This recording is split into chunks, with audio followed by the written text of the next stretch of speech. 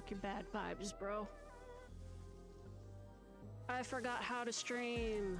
Accidentally had the music off. I did forget to unmute my mic. I forgot how to set up everything. But I'm here. We're here. It's time for Final Fantasy. The Arcadian. Hi, everybody. I'm back. I took a break for a little while. I needed to rest up. My motivation was in the garbage. But Final Fantasy dropped a new patch, so you know I have to come do that. So we're back here again with buddy CT Matthew. He's got some cool new clothes. He's got this cool spear that's like red and green, and it looks like a wings. It's cool.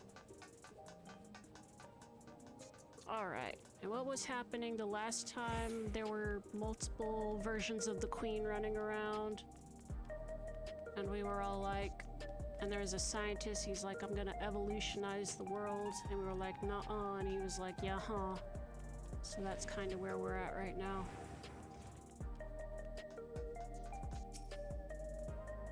You heading to the back room?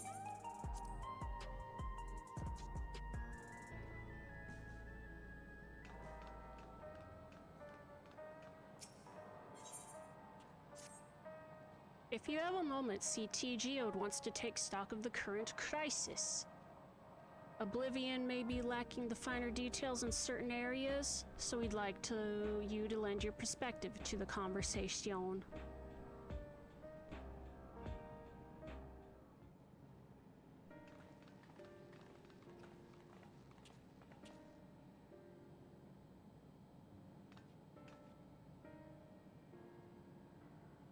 Sorry to drag you into our meeting, but we need to get a better handle on the threats Alexandria is facing right now.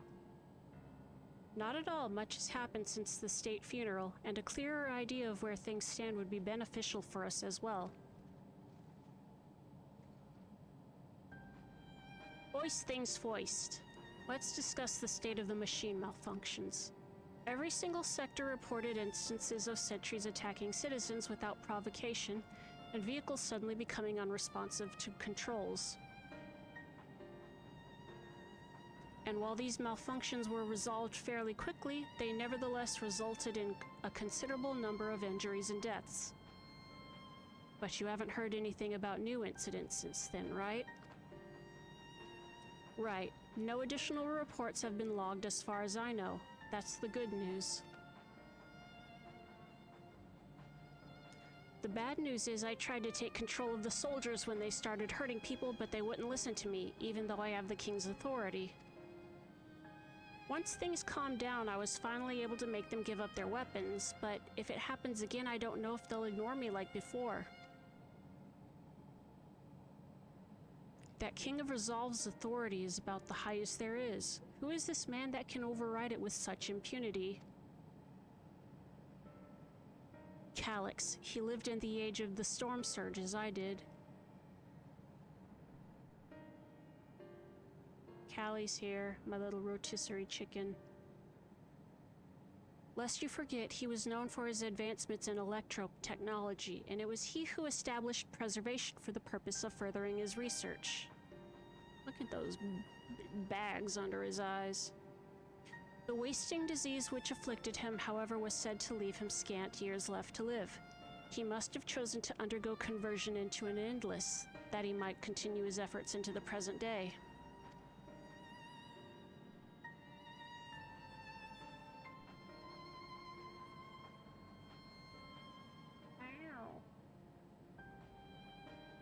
Preservation's early goals seemed noble enough. Exploring treatments for leaven sickness, designing Everkeep's core system, that sort of thing. Why harm the people he was ostensibly trying to help?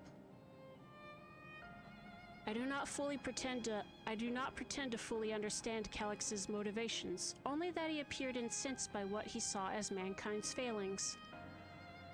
He asserted that the strategy of adapting our species through generational succession was outdated, that evolution now requires us to forsake bodies of flesh in favor of eternal preservation. We've already seen how he's employed the simulant to convince Alexandrians that endless conversion is their only hope for survival.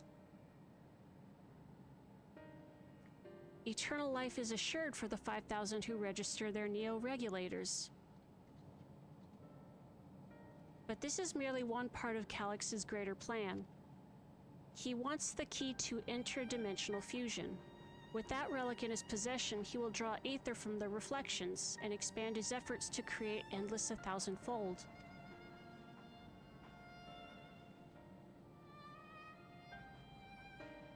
If we mean to foil Calix's schemes, then our only option is to determine where he's hiding and put him down. Which, unfortunately, is easier said than done. I've been scouring the terminal we found in the depths of Everkeep, but I failed to uncover even the slightest trace of his activities. Give me a little more time, though, and I'm sure I can sniff him out. I'll help you. We'll help. While Gulja and Shale are working on that, I think I'm going to take a look around town. I want to make sure no new problems have cropped up, as well as search for any information that might lead us to Calix. You're welcome to come along. Another malfunction could happen at any time, and I'd be glad to have some brawlers at my back. Oh yeah, we probably need to take these sunglasses off for cutscenes, but he looks so cool in the it's like, fuck yeah, I'm the warrior of light. Count me in. Raha and the others are helping Oblivion patrol the other levels of the keep, so shall we stick to the streets of Solution 9?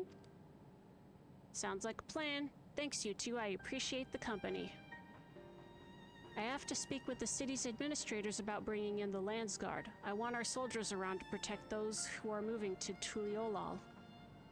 Alphino and Alise will be joining me for the meeting, so the three of us can cover that sector as soon as we're done. If I may, I'd like to join CT's group, if you'll have me. Hell yeah.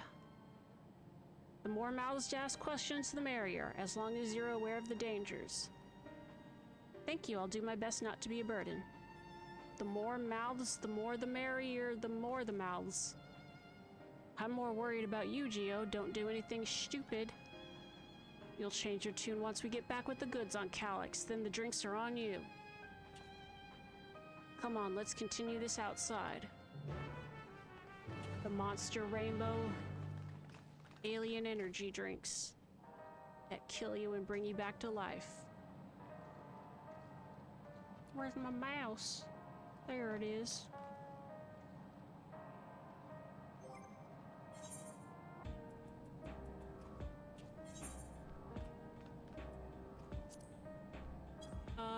Can I take unequip? Yeah. Alright, let's go look for information about Dude McCool. Dude McUncool. More like.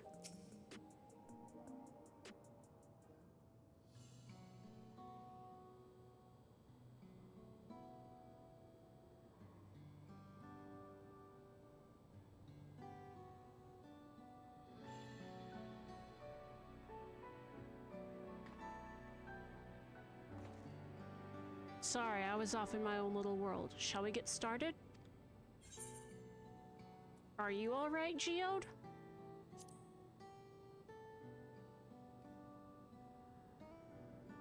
Me, I'm well enough given the circumstances. It was the Queen's fondest wish that her subjects remain shielded from the horrors of death, and so they were for the longest time. Then the moment mortality once again becomes an unavoidable fact of life, they are greeted with an outbreak of bloody violence. Many are bound to give the endless alternative serious consideration. Indeed, and I do not blame them for that. It is only natural that such thoughts should come to mind. What I cannot forgive is the way Calix wields fear and misery to manipulate people into making that choice. No one, not Calix nor anyone else, should dictate how we cope with the specter of death. As one who lived as an Alexandrian, I wish to put the choices for this country's future back into the hands of its citizens. And you think we can handle that responsibility after everything you've seen of us? It is what I've seen that has convinced me you can. I awoke 4 centuries later to find our people living and laughing beneath Alexandria's banner. Though surprised and bewildered, I was overjoyed to see it so. You all deserve to be happy.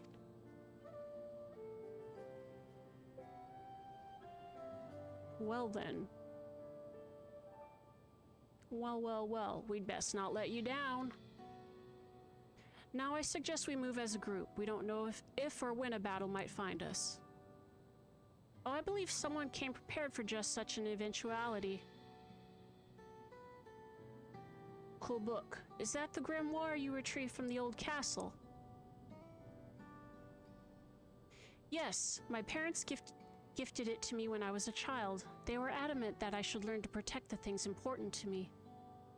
I was fortunate enough to have a tutor in the arcane arts, so I lay claim to some small measure of skill.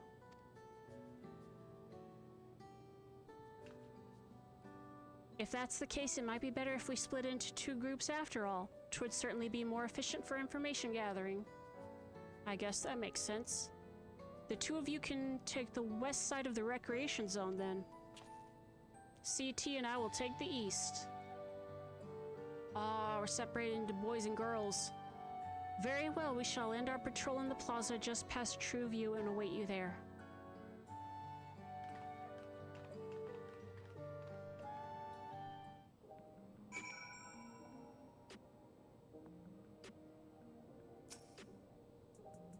Let's do the rounds then. We'll see what's what and chat to the people we meet along the way. We'll pay special attention to anyone who looks overwhelmed or overly excited. Hopefully that will earn us a bit or 2 we didn't know before. We gotta... what? I know how to escort, right? They did put that on... They did give me the returner's bounty thing when I logged in. But,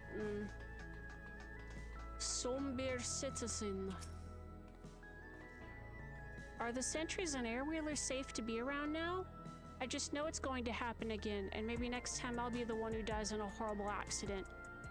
I need a Neo regulator. Becoming endless is the only way. Even Queen Sphene said so.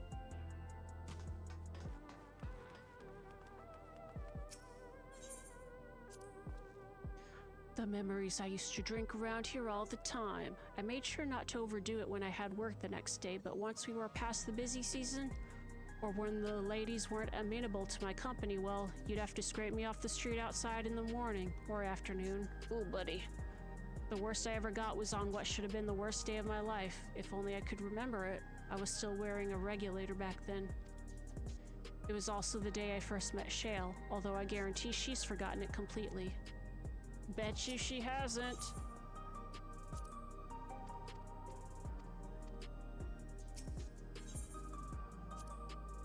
Guessing you would have preferred to go with Sphene and Kryle, but I'm afraid you're stuck with me. I grow on people, though, I promise. It's like it anticipating the player to be like, man, fuck this guy.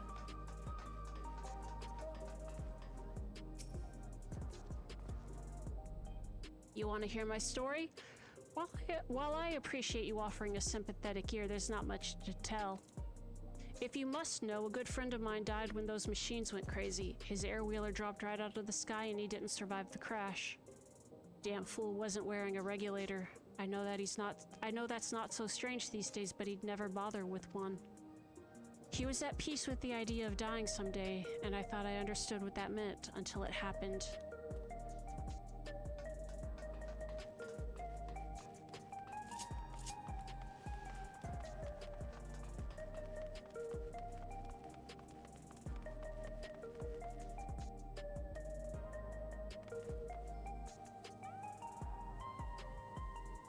It's Warrior of Light Man.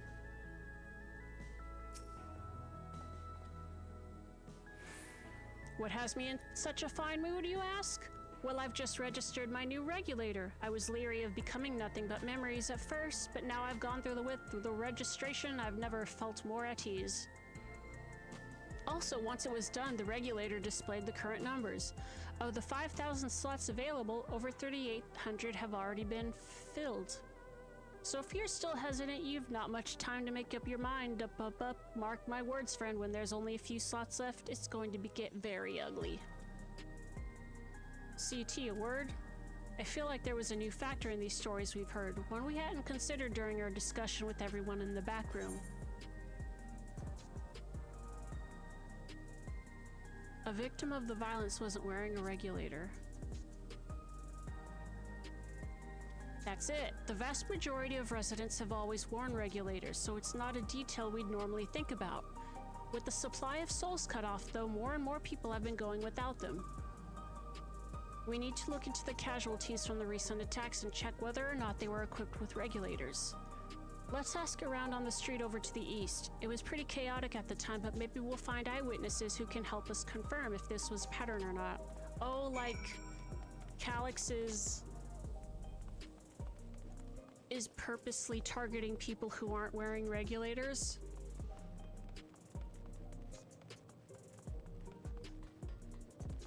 Is that a thing to motivate people to wear them, though? Or does he have another reason to get people to wear the regulators besides just the evolution project? Can we not? All right.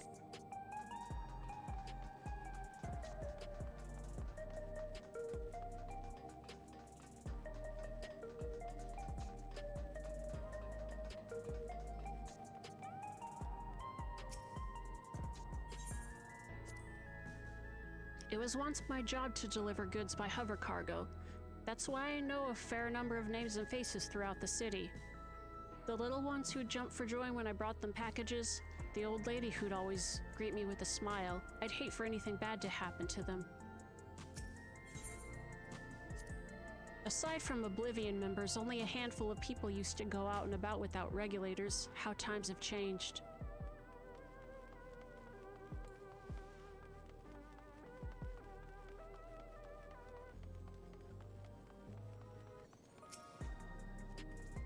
Hello, how are you today? Please let me know if I may be of service. Citywide casualty data unavailable. Government officials are currently processing reports from all affected zones. Can you narrow it down to the recreation zone then?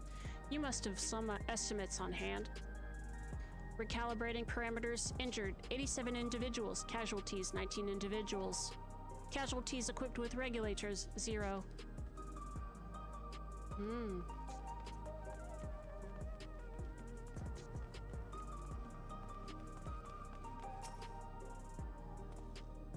You wish to know if the people who died in the machine rampage were wearing regulators? I'm sorry, but I was assigned to clearing away debris. I didn't see any of the deceased. Wow, I am very mumbly-mouthed today. No bodies were present by the time I arrived, so I assumed the ushers had already done their work. I do remember there being patches of white dust scattered about that were quite a chore to clean up, but nothing else worthy of mention. I think it's time we rejoined Kryle and Sphene. I was half joking with my boast to Shale, but we may have stumbled upon something major here. We should share our findings and keep pursuing this avenue of inquiry. Didn't Kryle say to meet them in the plaza just outside of Trueview? Let's get going!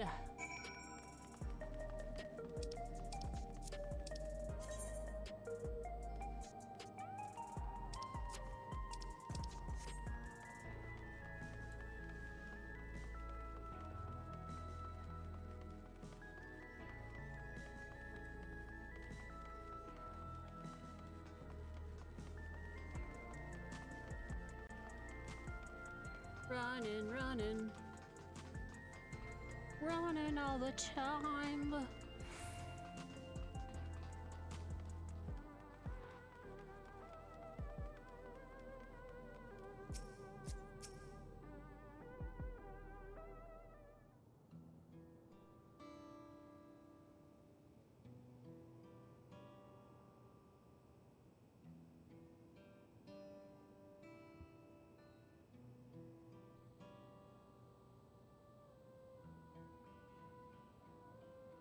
So essentially you're saying that the people who were killed by malfunctioning machines weren't wearing regulators. Well, the numbers are still tentative and only apply to that zone. We don't know how they'll stack up against the overall data, but this is definitely more than a coincidence. I think it's safe to say that anyone who had removed their regulator was a priority target. Now that you mention it, the person I was treating for injuries wasn't wearing one either.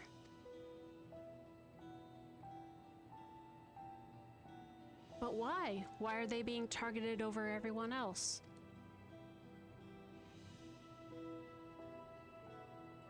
Based solely on the lack of a neo-regulator, we cannot judge if a person has no desire to become endless, or if they simply failed to acquire one of the limited devices. But those who wear no regulator at all, they have clearly rejected the old system of using souls to revive themselves. Put another way, they have chosen to live their lives in the knowledge that death is an inevitability. Oh, he's punishing them. The chances that such resolute people would wish to become endless are far lower, I would imagine. And so Calix has chosen those least likely to accept his vision as victims to stoke fear and panic. But there was no need to kill anyone. With the way things were, the people were already fearful enough. He could have found 5,000 willing citizens without all this madness. You make a good point. Perhaps this sowing of terror is in service to another scheme, or he had some other need for the lives he's taken.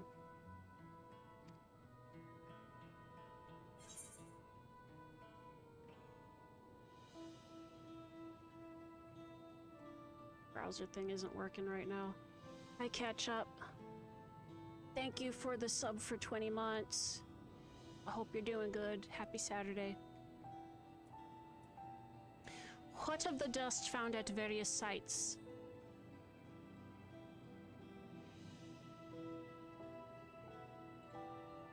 Right, the sanitation worker story. See, she saw no bodies, but mentioned piles of white dust.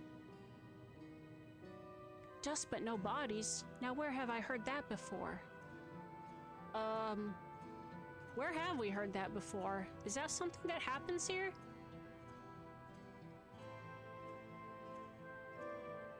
Do you recall when we went to save Aaronville from the sentries on the outskirts? That Usher Malachite told us much the same thing.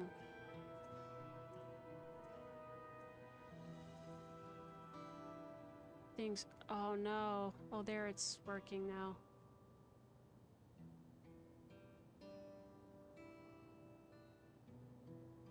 Yeah, I just started the new patch, so we're just basically in it and refreshing our memories. I hope whatever's going on gets better. When I arrived, I found no body, only a pile of dust which the wind quickly scattered. Confused, I questioned the residents, but none knew what had become of it.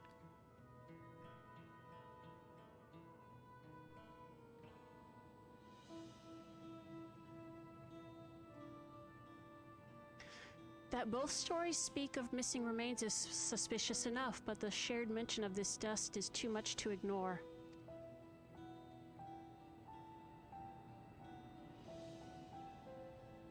In that case, we should confirm if this substance was present at other sites and attempt to ascertain its nature. Following this thread may lead us not only to an explanation for the missing bodies, but also the intent behind Calix's murderous actions.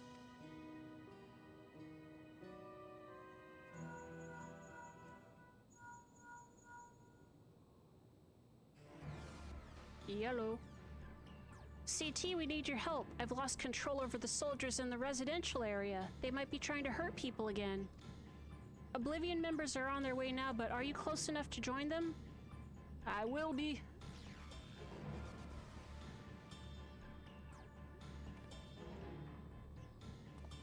Damn it, our new investigation will have to wait. Let's go.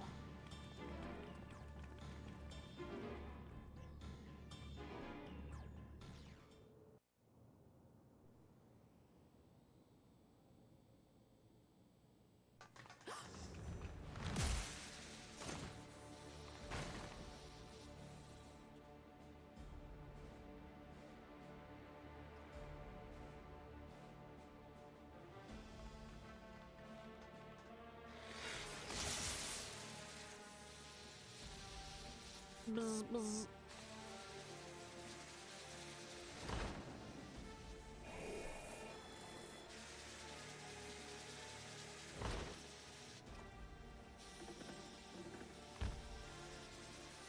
Oh, that's cool. Stay back! Stay away from me! Leave him alone.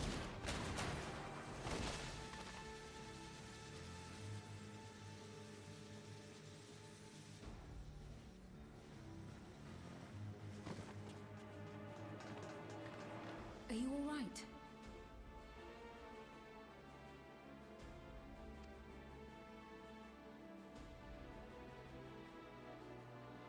What happened here?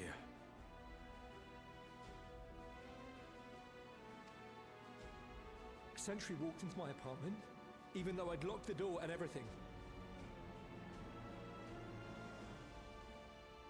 I managed to run, but the man who tried to save me.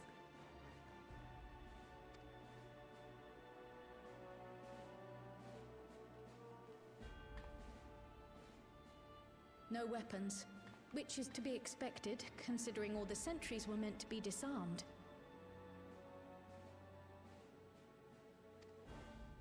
Yet it was ordered to attack all the same, even if that meant using its bare hands.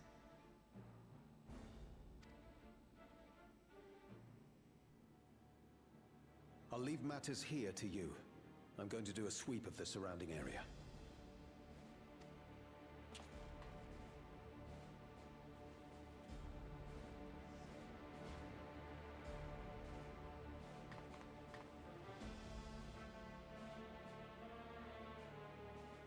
Do you know anyone else in this sector who no longer wears a regulator?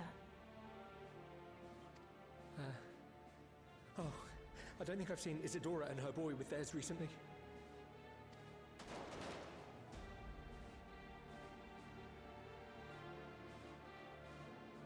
Go to them, quickly!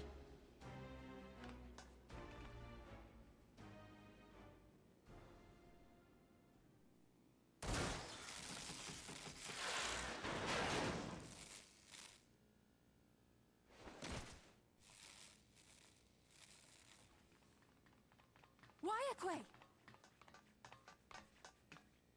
I'll be fine. But Isadora's in bad shape. You finally learned how to say her name. Wayakwe.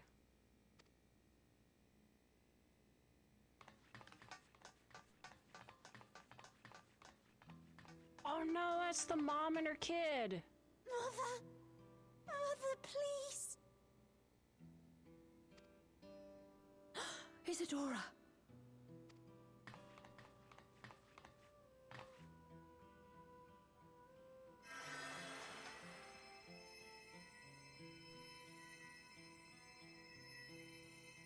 Oh, thank goodness. She wasn't struck anywhere vital.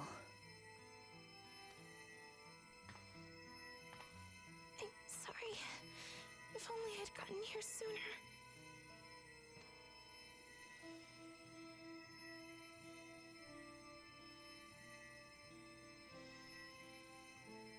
The red, Everything will be all right. I promise to make your mother better. the red glows on his clothing look cool with the blue glow. That's off topic. But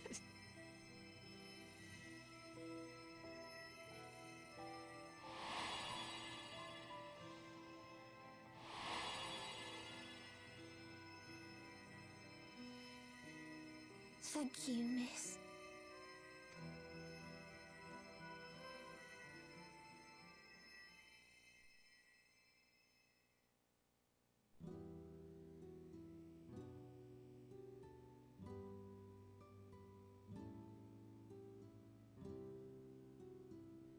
Will she sleep like that forever? No, not forever. She'll wake soon, I'm sure of it. That's good to hear. Thank you for saving her.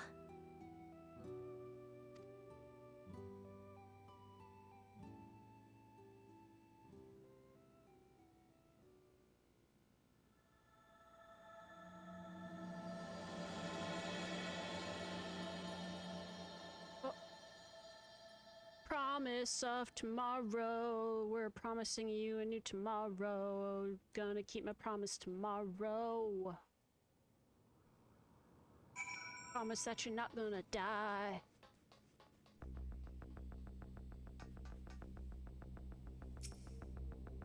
Forgive me, I was reckless. You shouldn't have had to waste time tending my wounds as well. But did you see our other comrade back there? He stayed behind in the lobby, but I heard the sounds of fighting. I am sorry, he must have fallen protecting the residents. Tacos de carne asada, mesquite soup, creamy alpaca pasta, broccoli and spinach saute. Money.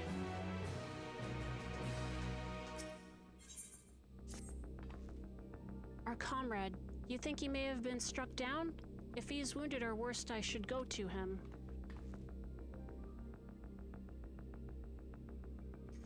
Wait, please, it isn't safe and you still need rest. Would you stay with Milos and watch over Isadora for me? We will tend to your friend. Thank you, please be careful.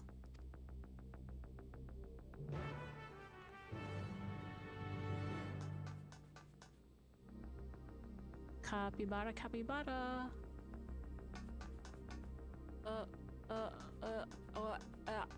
How do we get out of here? How do we, what? What? Guys, you live in a maze.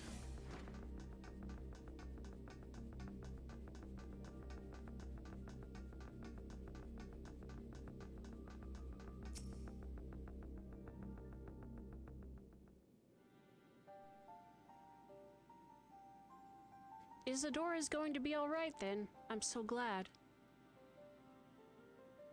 I've just finished my ministrations here. Our Oblivion comrade was beyond saving, I'm afraid.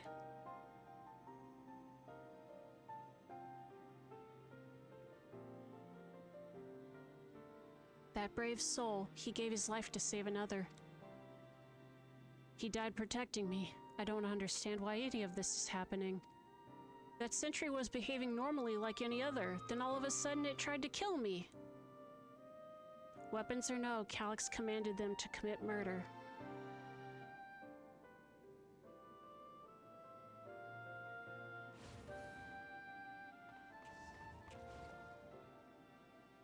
Is it over? We came as soon as Wayakwe sent word.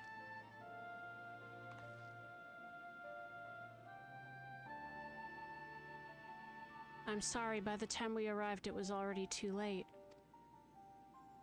Then Geode could be in trouble too. Once we have this radius locked down, we need to find him. But why? Has something happened?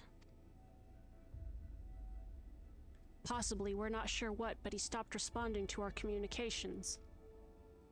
We need to prioritize securing the residential sector, though, at least until we regain control over the sentries. Then we should search for Geode. I agree, since most Oblivion members have sworn off regulators, if our theory holds true, then they could be prime targets for the next attack. Please do what you can to shepherd the residents to safety, but avoid the sentries at all costs.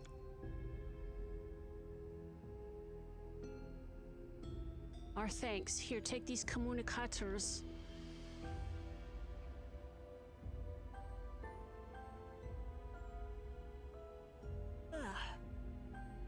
We've made modifications to them to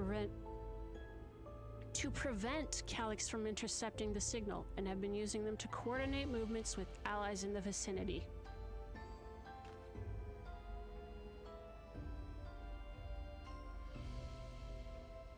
Wayakwe has one too, so I'll ask her to keep hailing Geode. Good luck and stay safe.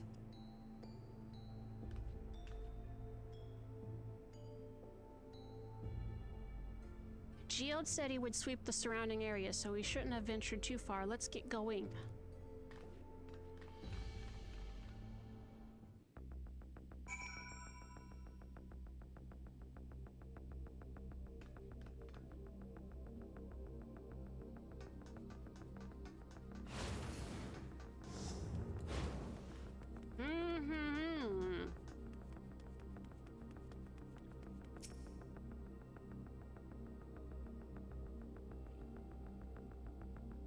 I'm a-looking. You see no sign of Geode. Perhaps you should search further to the east. Not the west, the east.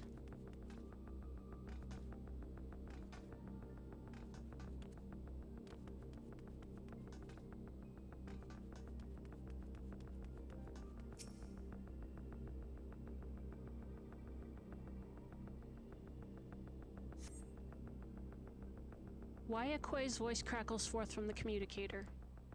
Geode, answer me! There's no response. Perhaps you should continue your search further to the east. To the east, everything you know in a box to the east.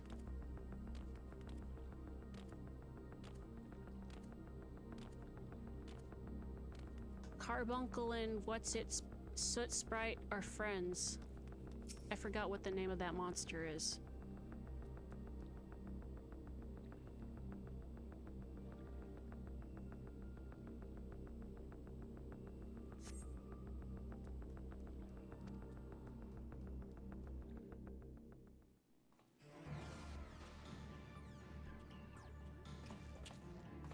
Geo, don't be a hero! This is the only place left. Let them be safe. Geode, are you there? Answer me, please! I'm here. Sorry for the long silence. I've been busy. Oh, you're alive! Thank the gods! Where are you now? The radius next door. The lobby is secure.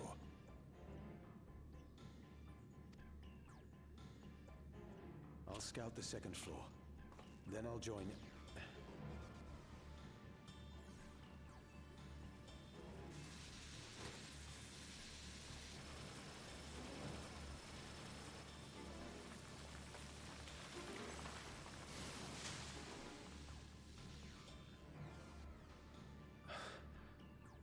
Dust.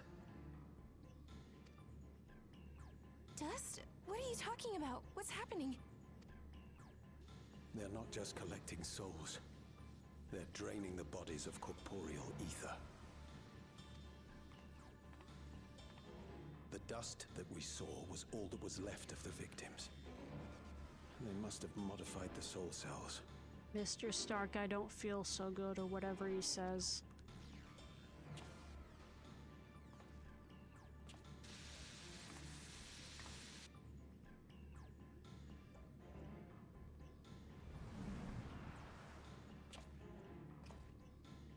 Shit.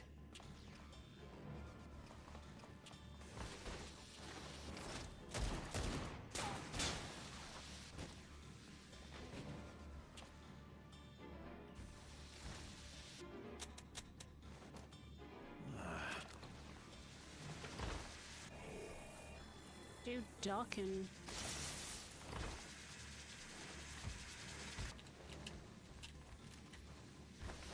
Damn you!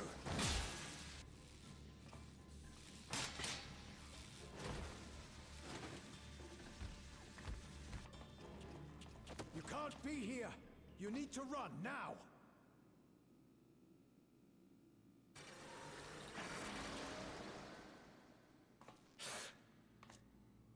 A trap!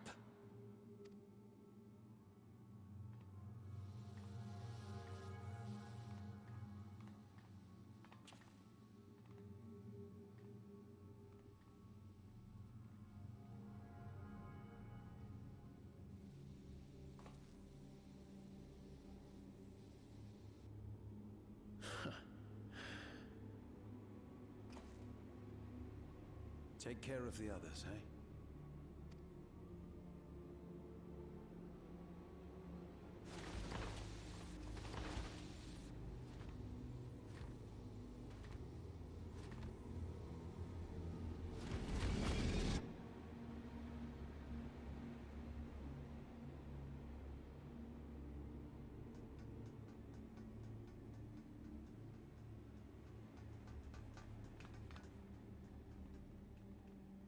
No sign of him so far.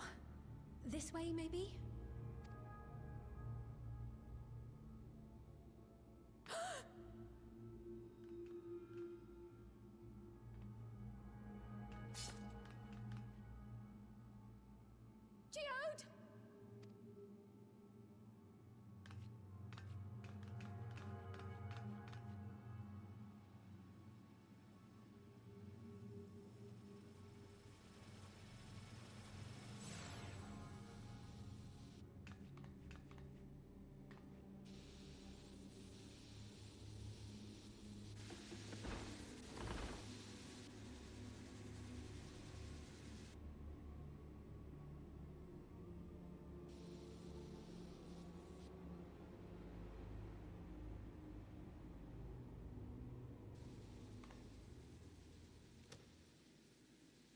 shame. I had hoped to leave here with at least one more cell's worth of ether.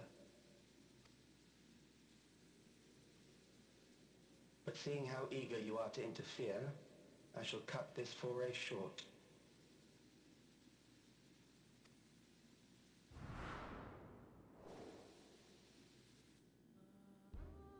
Calyx.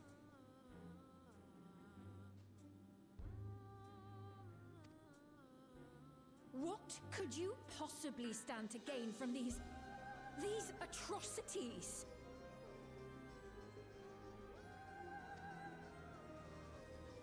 Ether sufficient to generate 5,000 endless. How would you acquire it? How would I?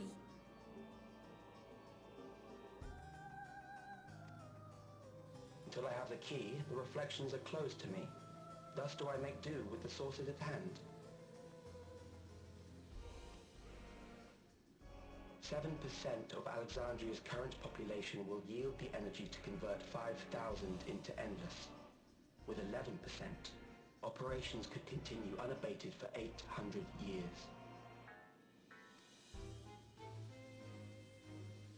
Our bodies are fated to decay sooner or later. These ones refuse the gift of eternal life, so what difference does it make if I return to ether now?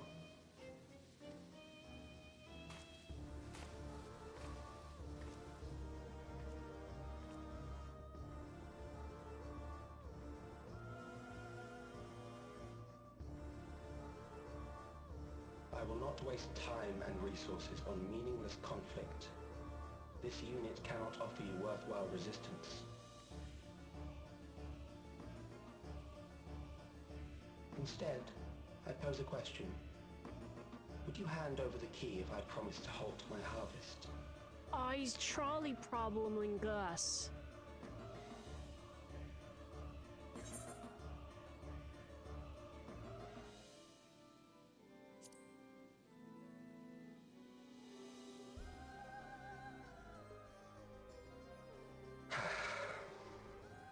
It was foolish of me to even ask.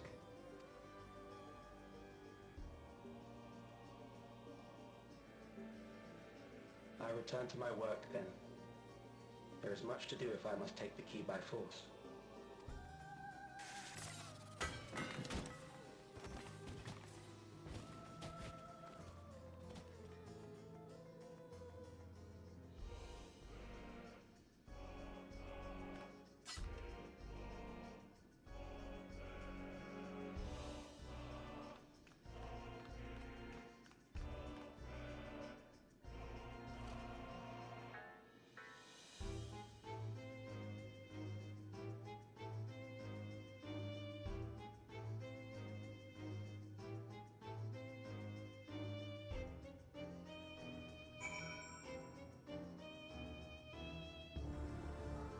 I like this music, that music. Bum, bum, bum, bum, bum. What is this? This is a little teddy bear puppy? Or what is, that's some kind of puppy. It looked like a bear cub from behind. I'm not sure if it might be a bear cub. No, that's a bear cub. What the heck? That's cute. Anyways. The dude got advanced cremated.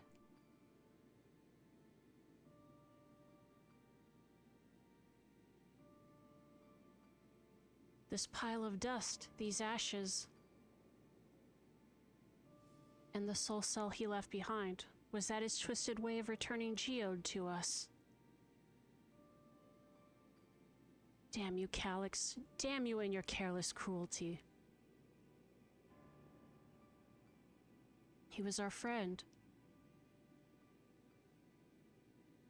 Even so, some might say every death was justified if it meant 5,000 Endless could continue their immortal lives. And if a reflection's stolen aether allowed for many more Endless, why that too would be a noble sacrifice for the greater good. Who could think that? Not I. Certainly not I.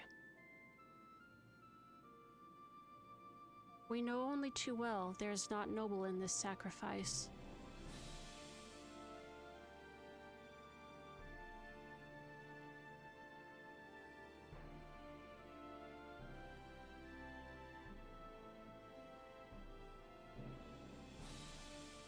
have to stop him. We have to find Calyx and put an end to this madness as soon as possible. And under no circumstances can we let the key fall into his possession, CT. It falls to us. We will thwart his plans here in Alexandria before he can terrorize innocents in Reflections elsewhere.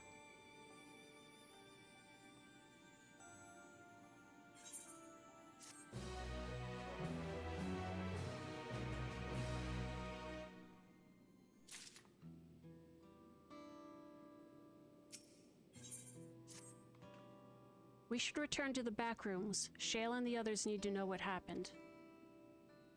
I'll ask Wayakwe to meet us there as well.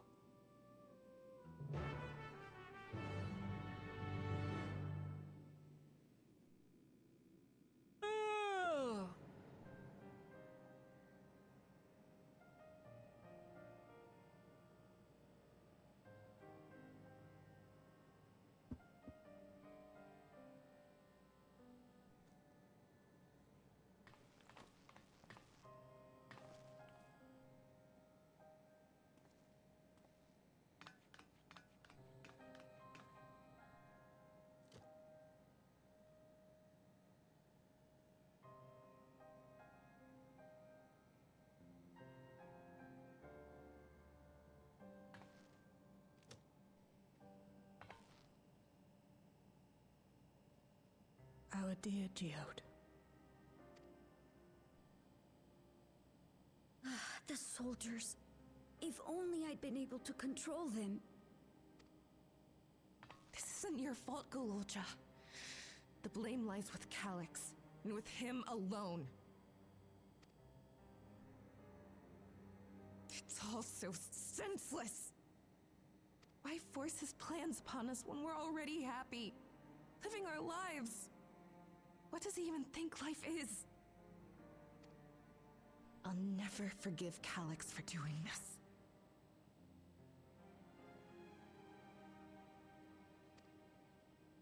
Or myself for being powerless to stop him.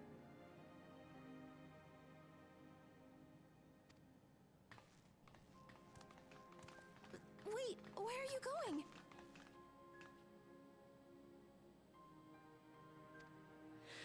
To clear my head. Don't worry, I won't do anything stupid.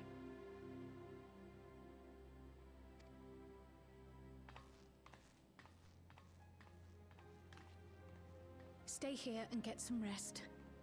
I'll make sure Nostalgia stays out of trouble. Thank you.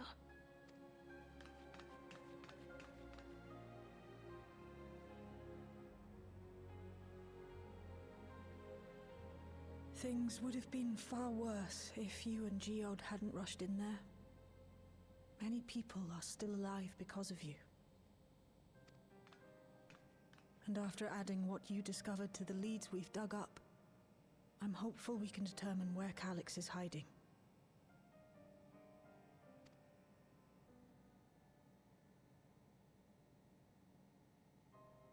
But not right now.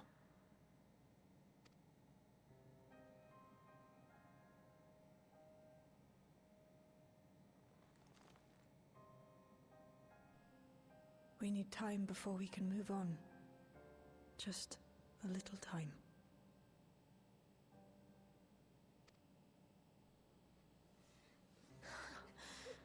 Oh, Geode.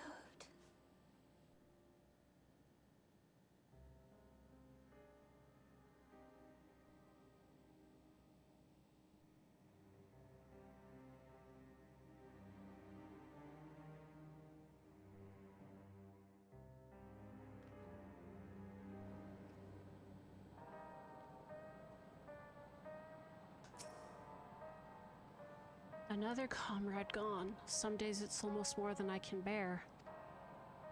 Geode he was an older brother to Nostalgia and me.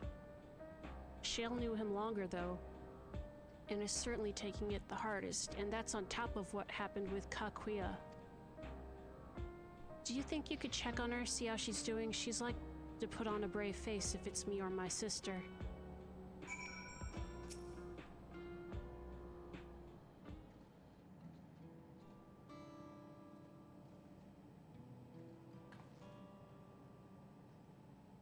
Apologies, my mind was elsewhere. We need to press on with the hunt for Calyx, but I can't seem to focus. I should be better than this, I know. Is there anything I can do? As you said, you need time to work through it.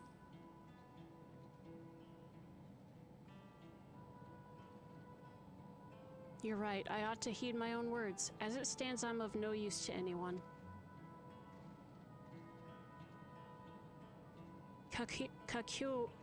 Kakiwa used to say the best thing to do with grief was to let it all out. So I think I'll take myself over to Earth and Sky and say my goodbyes to Geode.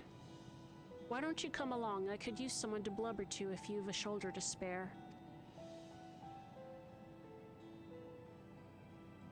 I love to be blubber support.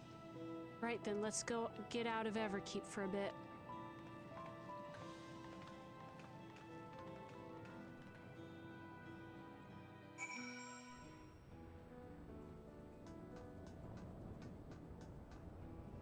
That's a cool chocobo.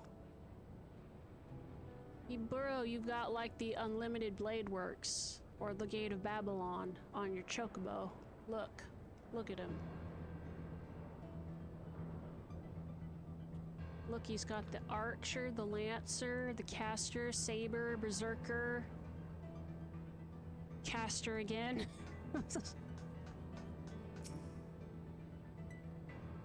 It's a fair trek on foot, so I've arranged a couple of air-wheelers. They've had their communications modules removed, so even Calyx shouldn't be able to seize control of them. Say the word and we'll set off. We'll be flying close to the pylons, so follow my lead. The additional pylons.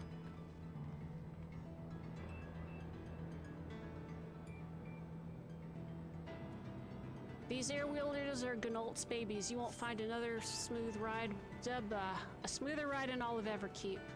Meow. For years now, I've been taking one out of a turn whenever I need to lighten my mood. I'm glad the dialogue's in the chat box.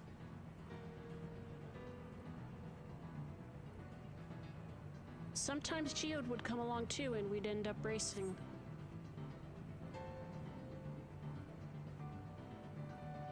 Does that surprise you? Our friendship always had a competitive edge.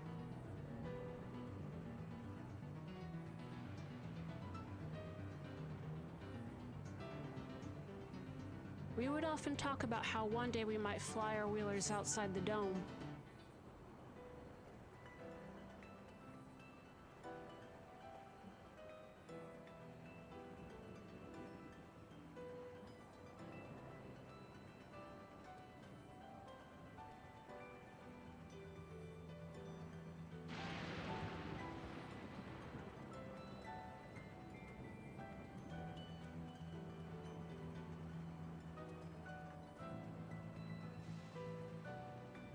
Almost there. Be sure the ground is clear before you touch down.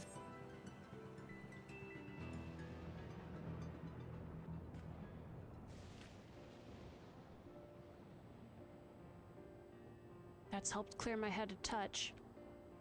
You know, CT, you might be the first person I've ridden with who wasn't an Oblivion recruit. As far as I remember, at least, the memories from my regulator days aren't exactly reliable. Come on, let's head inside. Hopefully the way will be clear of pests today.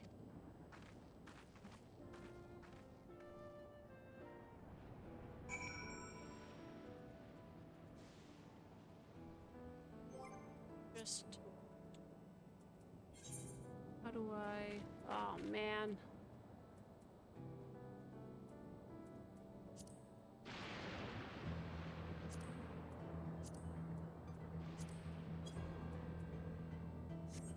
How do...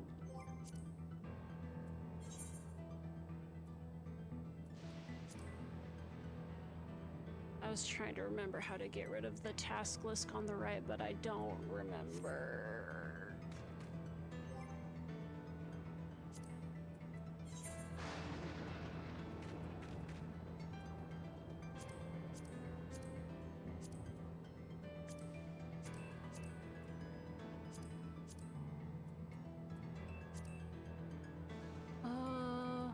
I just noticed the item list down there, the inventory grid.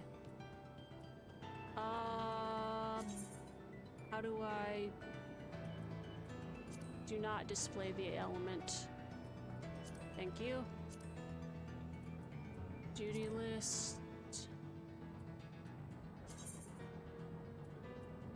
There we go. All right. What? I've also... Hold on, hold...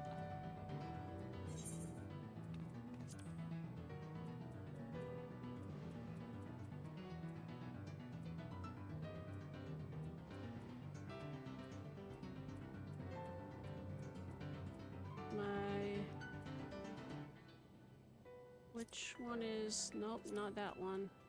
Dragon gauge. Can I get that? A simple moded?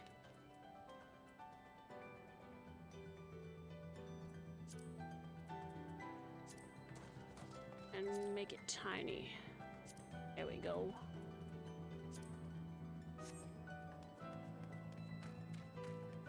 There we go.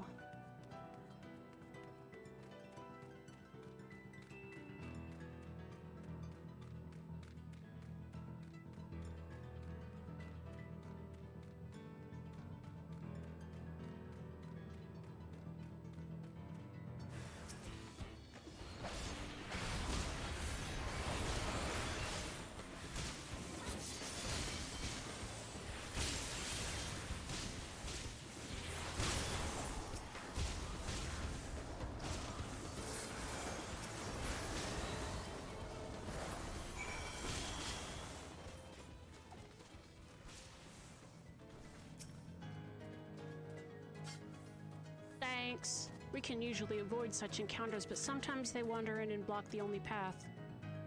Not that it slowed you down at all. I've never seen you fight up close before, and the surveillance feed clearly didn't do it justice. Hopefully that keeps the route clear for a while, shall we?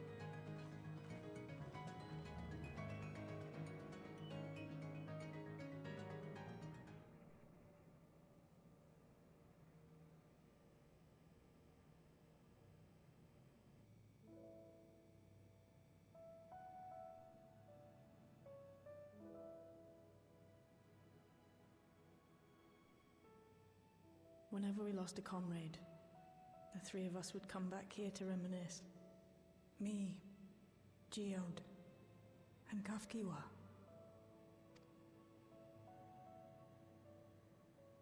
Will you raise a glass?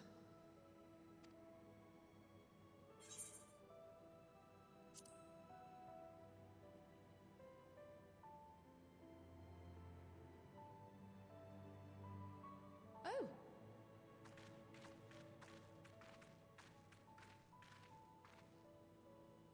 What are the two of you doing here? I had a feeling you'd show up. Would you like to join us?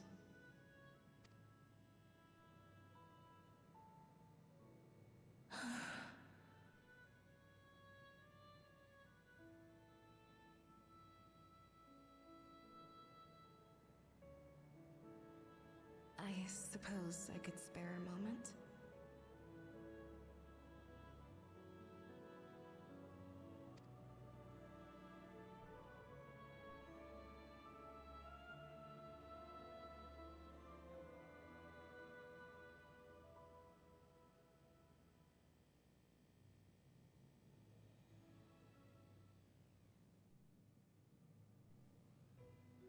They tell us Oblivion's founders disappeared some decades ago under mysterious circumstances. And it was Kafkiwa who revived our organization. You and Geode helped her with that, didn't you? Tell us more about it. You're keen to know too, right? What they were like back then. The mad things they got up to. That sort of thing.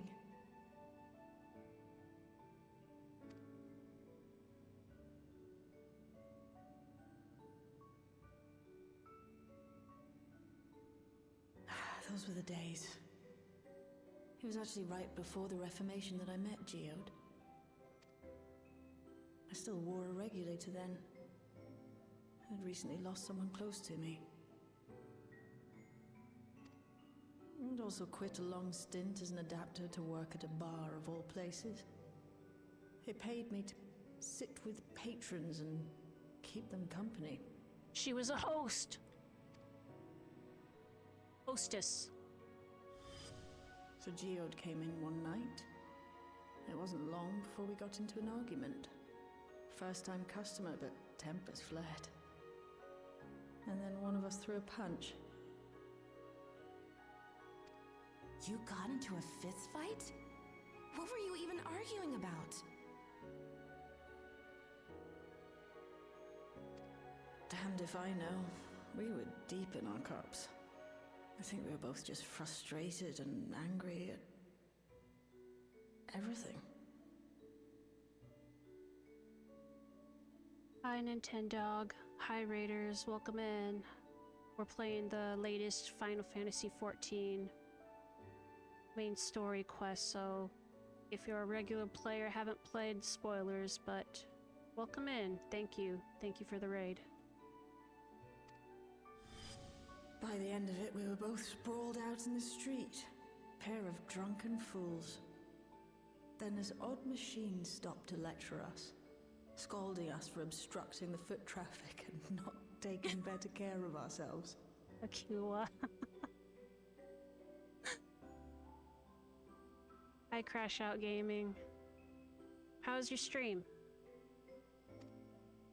I can't imagine you ever being in such a sorry state. The odd machine. That was Kafkiwa, I take it.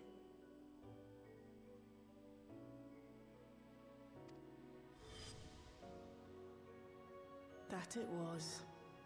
Once she was done upbraiding us for our unseemly behavior, she launched into a recruitment pitch. Kafkiwa explained that she wanted to protect the outside world from Zoralja's invasion, to keep him from bringing ruin to the place her beloved son lived. And if we were so intent on self-destruction, then perhaps we might consider risking our hides for a just cause. It was a lot to take in. I hadn't given much thought to what lay beyond the barrier, and learning that Kafkiwa herself was already dead was enough to make my head spin. But Geode and I were intrigued by her ideas, and wanted to see this future of hers come to pass.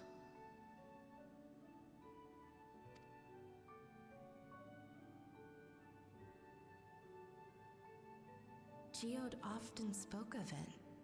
He told me that meeting Kafkiwa was what first taught him the value of remembering people. Like he was sharing a holy revelation. Oh, but back then you hadn't yet taken on Oblivion's name, had you? Is that so? I just assumed. It hadn't been Kafkiwa's intention to carry on Oblivion's legacy, nor adopt the cause your parents championed. Not initially, at least. She wasn't even aware such an organized resistance existed. She did, however, suspect the presence of other dissidents, those who objected to resurrecting the memories of the dead in defiance of the natural order.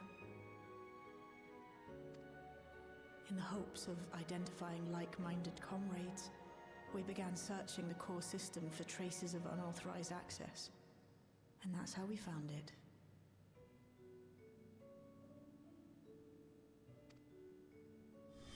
An anomalous sector in the back of the Neon Stein.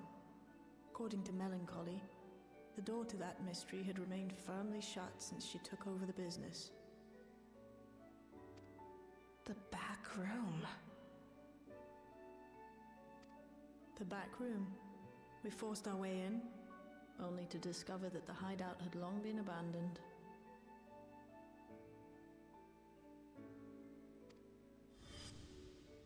Although the occupants were gone, the equipment they'd left behind contained records of a group calling itself oblivion. After reading through their exploits and their vision for the future, we made the decision to carry on their work.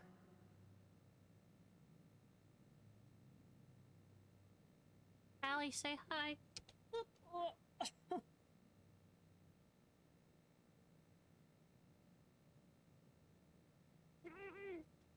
Meow. Bald Callie. Back down. Bald Callie, yep. If anyone doesn't know, Callie finally got a medical shave last week to help with her matting, and now she looks like a rotisserie chicken. But she's doing well. She's got enough energy to get mad at the vet.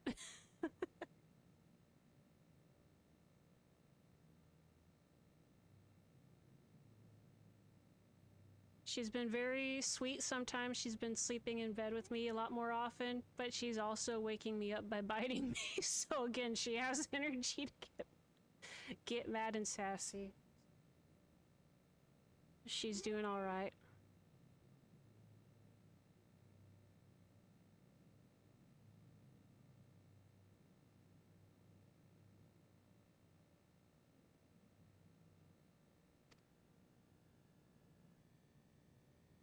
Thus were my parents' and Kafkiwa's hopes bound together. And carried onward by Shale and Geode. We could never have made it this far on our own, of course. Not without the strength of arms you and your friends provided.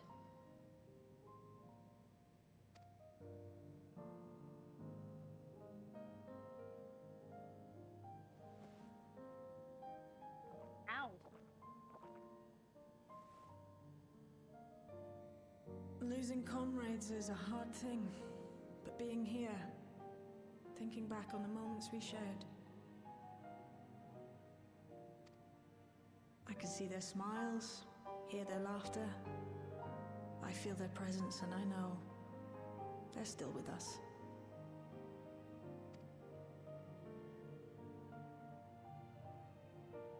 But these memories of mine are for me alone.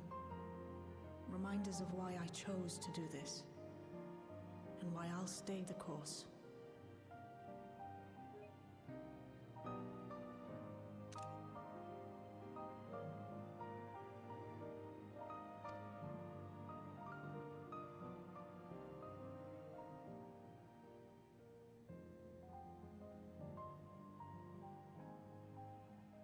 Right. Time we got back to work. Thank you, everyone. No, it's me who should be thanking you. Though the pain is still deep, I don't feel like I'm drowning in it anymore.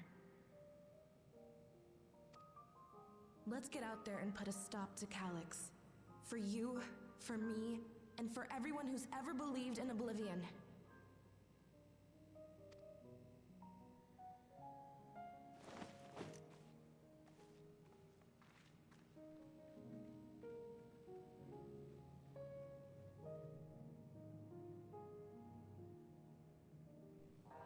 I like that line.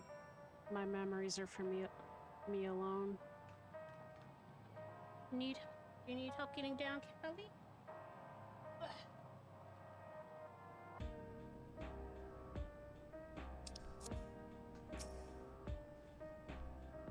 I appreciate you helping me through this. And not only the grief, you've helped me see that my comrades mean even more to me than I realized.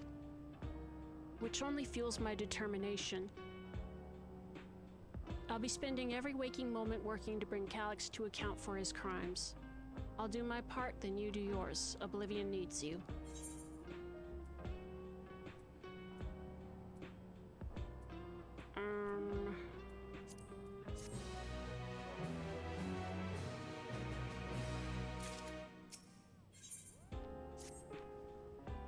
It's time I went back to locating Calyx's lair. I have a new strategy in mind, but it remains to be seen if it will aid in narrowing down the possibilities. I'll ask Kryle for help. I want to re-examine the data, starting with that of her parents.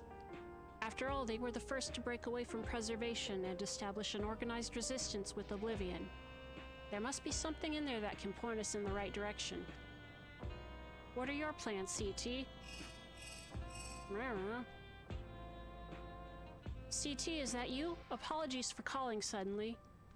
I've been making the rounds in the outskirts and I cannot help but feel as though something is amiss. Might I ask you to join me? Your perspective would be most appreciated. It can wait until you've finished attending to Shayla, of course. It seems your plans have been decided for you. Go on, I've others to speak with before I return to the back room. Gonna lurk for a bit? Alright, thanks.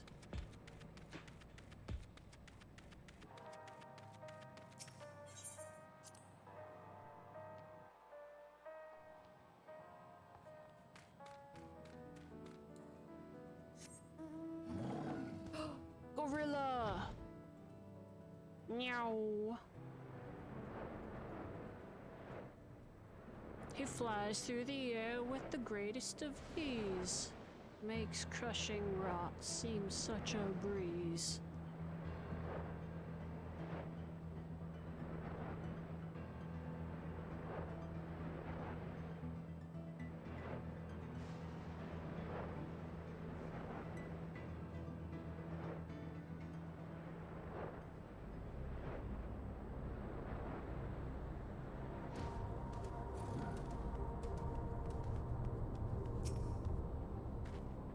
CT, thank you for coming.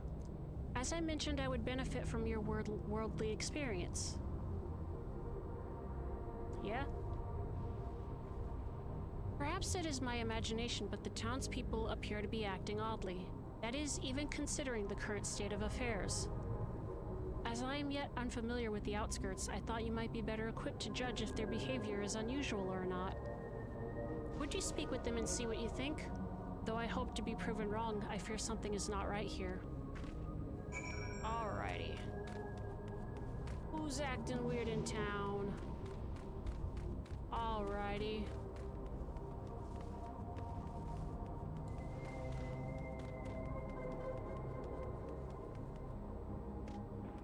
Dude, look at this guy. He is grandiose as all hell. Let's see. He's got a neo-regulator. You're not wearing a regulator. Don't you know the end is coming?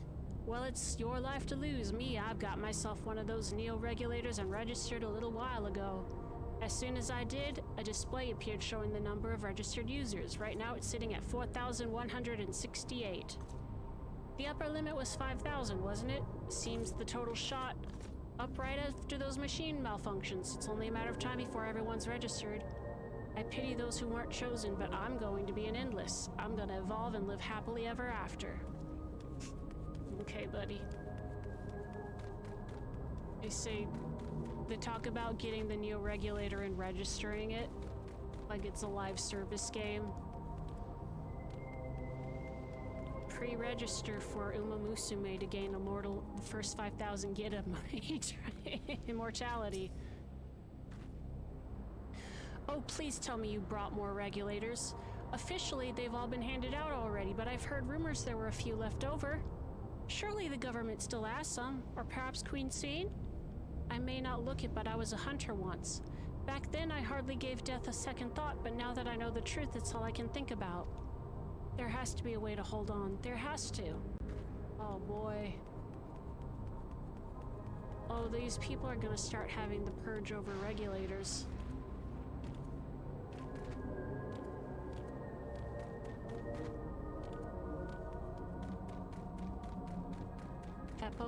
Peppa Wan, she's too cool for 7th grade. Peppa Wan, she's like 1 in a million. Greetings, I remember when you visited with Queen Sphene. Come to check on our well-being, have you? Well, I can say that things are rather stressful out here as well. Without knowing if or when our machinery might turn murderous, the specter of death is ever present. People are terrified and the clamor for neo-regulators has reached a fever pitch. I personally was fortunate to have claimed a new device early on and have long since completed the registration.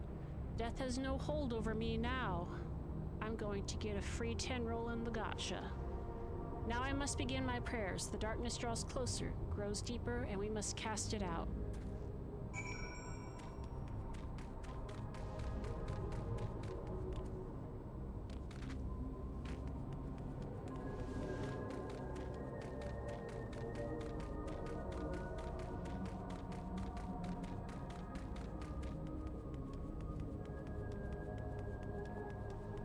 Hey, Svein, you were right. I think we're doomsday culting over here. So what do you think? Was I right to worry? Yes. Tensions are running high. That's it exactly. The people are overwhelmed by uncertainty and fear, and with each new registration, that fear inside them grows more insistent. How long until it drives them into full-blown panic?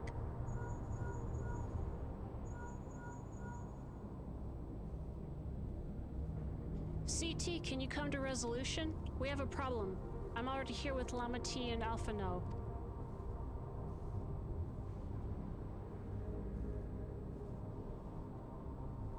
Sounds like she wants us there in a hurry. We should go.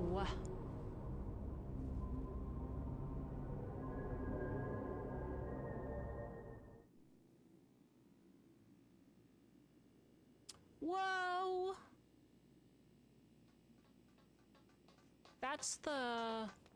That's the digital world. What's happened? Sorry to drag you out here, but I thought it best you see for yourself.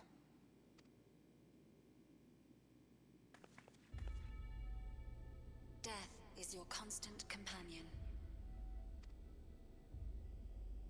Though you toil with diligence, death may come ere your reward is bestowed. Though your grand works be poised for completion, death may come ere you wake the following morn.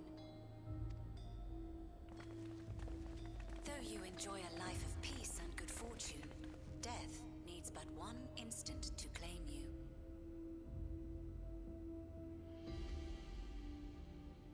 Your bodies are weak. Your heart, your brain, every fragile organ rolls the dice from moment to moment.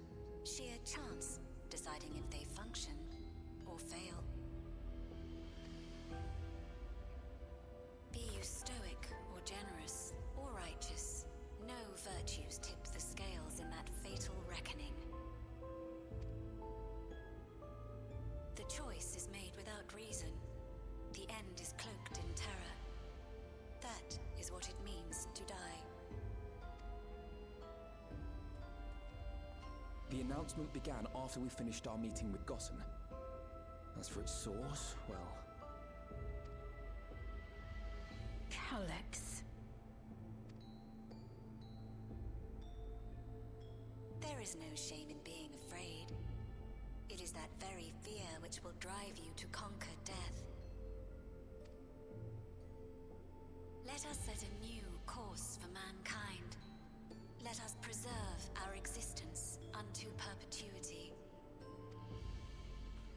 Hope for it, wish for it, pray for it. We will become endless.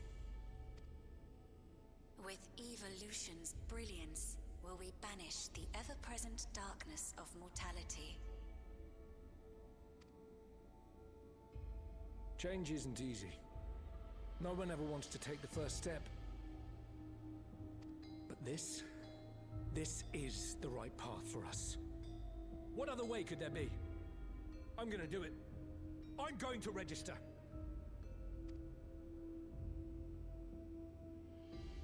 Wow, Wuklemat! You couldn't have come at a better time. Please, you have to let us move to Tuliolal. It's too dangerous to stay here. Who knows when the next century will turn on us? Even if we wanted to become endless, there are no more neo-regulators to be had. Fleeing is our only option. If the solution was as simple as leaving, then we'd all have left already. Did you not hear the announcement? For the living, death is a foregone conclusion. No matter where we go, or who we shelter with, we won't get another chance like this to overcome our fate. Easy for you to say when you have that regulator.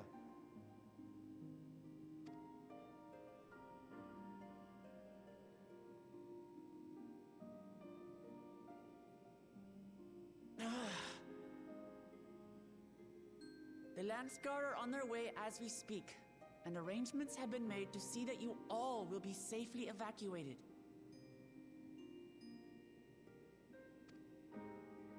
Tuliyola will aid you in whatever way we can. So please, remain calm.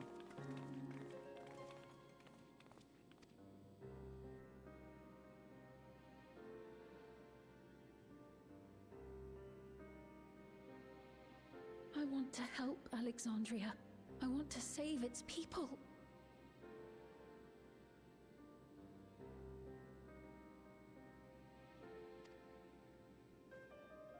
But what can I do?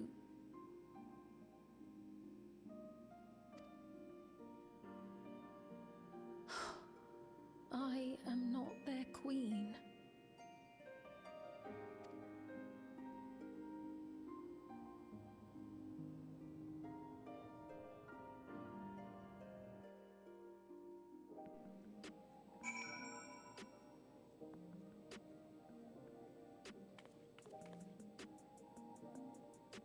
You like agitated citizens, Fluffy Jacket? These people need to get over the obsession with death. It doesn't help that they basically lived in a society where they could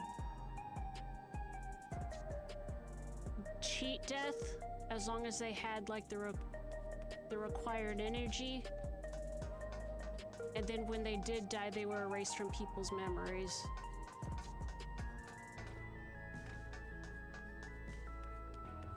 So the whole concept of death is very new to them. And we got somebody who's fucking egging it on.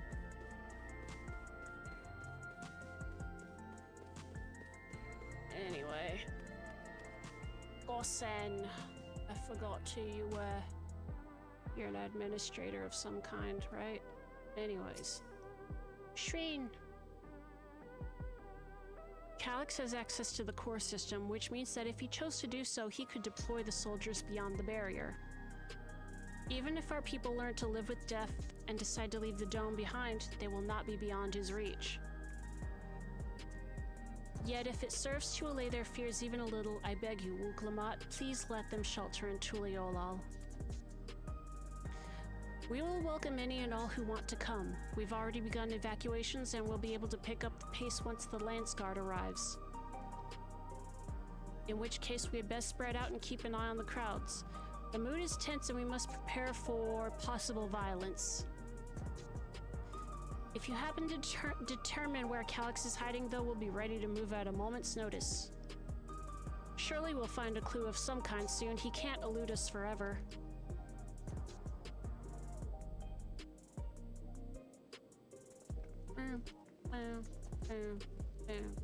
What is that minion? Violence and fear. This is not the future she envisioned for her nation. Oh, they left. Oh, I was gonna look at that. All right.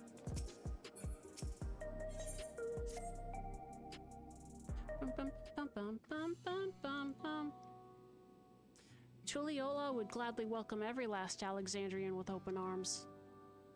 But what of the nation the late queen was so desperate to preserve? What of that bright haven of peace and laughter? Wuklamat. I won't stand here and let her legacy be sullied any further. I will protect Alexandria. That was the promise I made her at the last. But she betrayed you, did she not? Why do you feel this obligation? I saw myself in her, I suppose. We both felt the people's joy as our own, yet alone we lacked the strength to protect them. There is so much that I love in this world, too much for me to take in my arms and keep safe, and that made me afraid. I needed someone who shared that love and fear, so together we could do what we couldn't by ourselves. Or maybe it's simpler than that. Maybe I just wish that we could have been friends.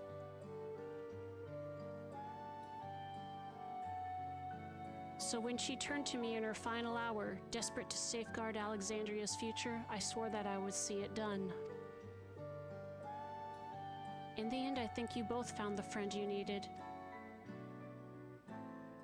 I would be yours as well, Sphene. Whenever you fall or struggle to rise, I'll come running to the rescue, and you do the same for me.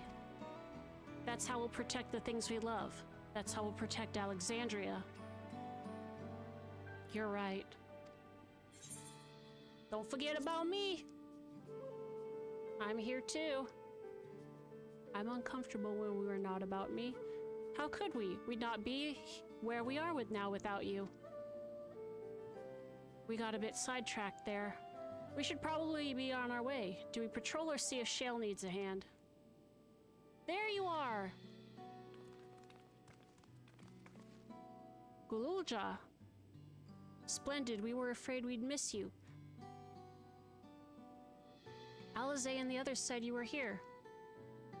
Good news, CT, we finally found a chink in Calix's armor. We discovered laboratories on Everkeep's 10th level that once housed a preservation initiative. Containment Complex 1029, it's called, and it's been falsely registered as a distribution center. In reality, it hasn't recorded any traffic in decades. We don't think this is where Calix is hiding as such, but it may well contain clues that will point us in the right direction. I'm sorry it took so long just to get this far. If you're interested, what do you say we all go and check it out together?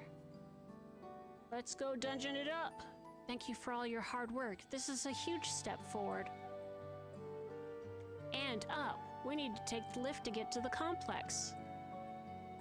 I've cleared this expedition with the relevant authorities and have one of our people waiting to operate said lift. Let's not keep her waiting. Hell yeah.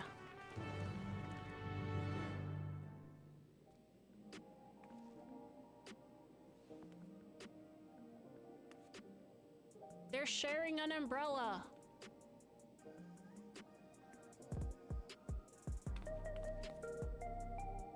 That guy's got a crop top on. I forgot how to first person mode. Whoop, that's the wrong button.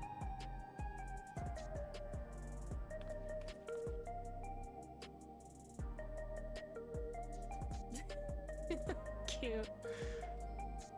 Oh.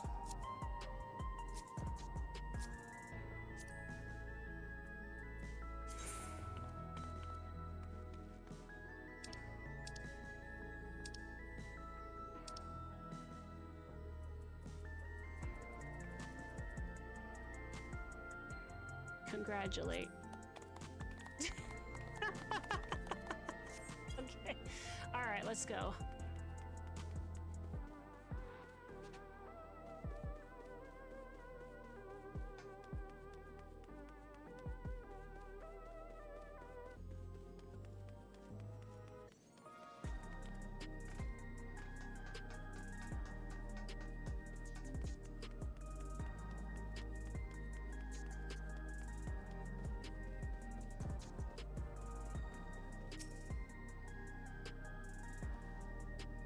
Ready to head on up? Next stop, the 10th level. It's just an elevator.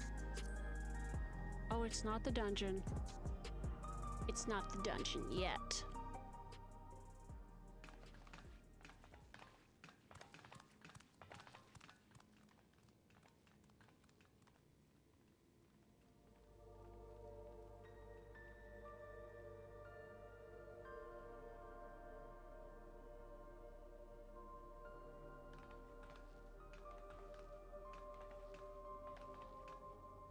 So this is one of Preservation's laboratories. It's so dark I can barely see.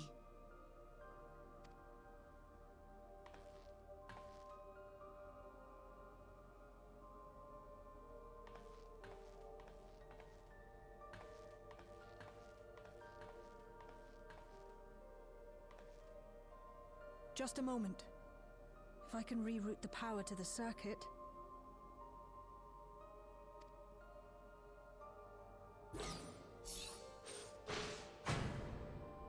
You got the lights working!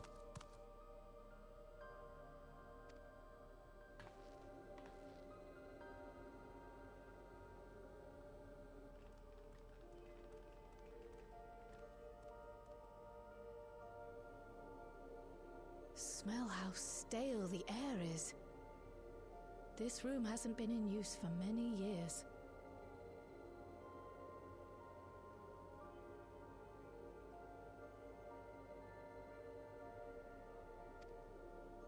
It was thanks to Krile and Galulja that we managed to locate this place.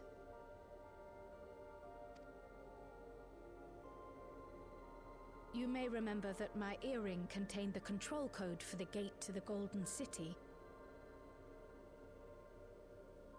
As it was Preservation that constructed the portal, we reasoned that the code to operate it might include a signature of some sort, unique to their organization.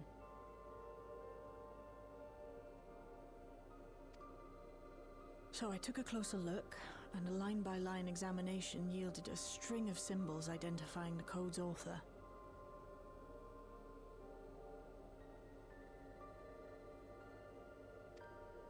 We then began accessing the nodes for every door in Everkeep, seeking out control codes which contained those same symbols.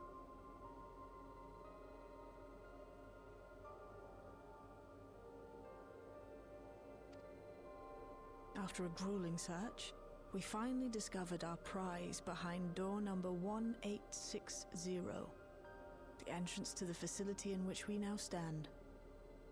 I'd probably still be at it if Galulja hadn't been around to assist me. I took breaks, but Shale never stopped working. Not even once.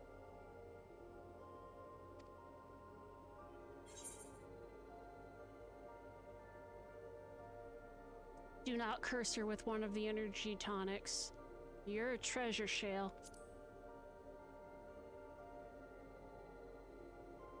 I can contribute precious little else, I'm afraid, but I appreciate your kind words. In any case, this next part will require your helping hands. We need to spread out and search for something that may lead us to Calyx. We're more than happy to help, of course. But I wonder, won't he realize we've found this place?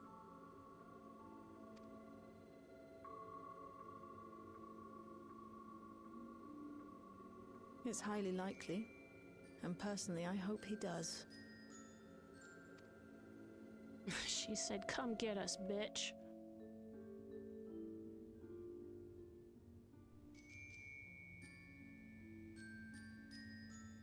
You all know our main objective. We're here to pick up Calyx's trail. And I've learned of a certain device that should help us do just that.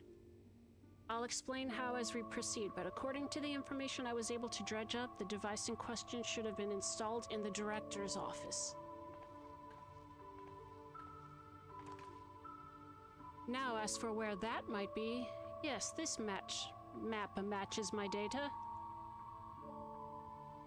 The room we're in is the Researchers' Commons, located in the western side of the complex. Director's office is to the northeast of here. So we cut across the circular chamber in the middle, right? Yes, we should, but unfortunately for us, the interior door is locked. We'll need a security key with the appropriate clearance to open it. Judging by the mechanism, it'll probably be a card of some kind.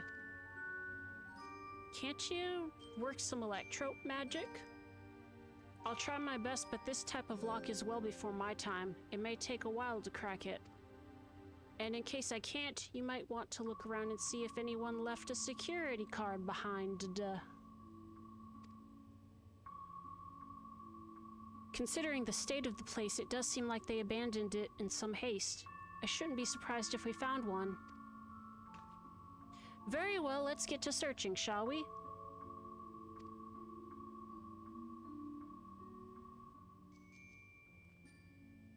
I expect we'll have the most luck looking where the researchers kept their personal belongings.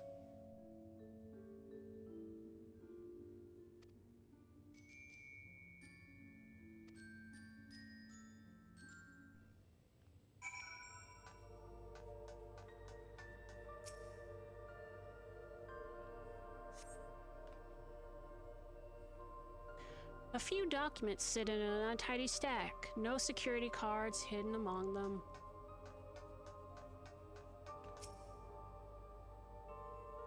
The only desk with the drawers are already open. You can tell at a glance that the desk's former owner has left some things behind. Rifle through the half-open drawers. Card-shaped object. Electrope surface marked with the bold level 1. Oh, could that be what we're looking for? Try it on the door and see if it opens. Hell yeah, first time, every time. It's not gonna be the right card, isn't it?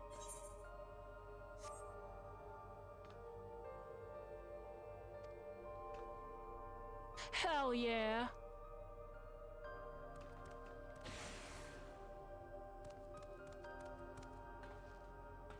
Good thing too, I was getting nowhere with that outdated circuit. Curious though, why would they abandon a facility like this? It was run by a Director Demetrius, or so that terminal there told me. Perhaps there are more answers to be had once we venture further inside. Then let's continue onwards. The door to the director's office is across the central hubbub.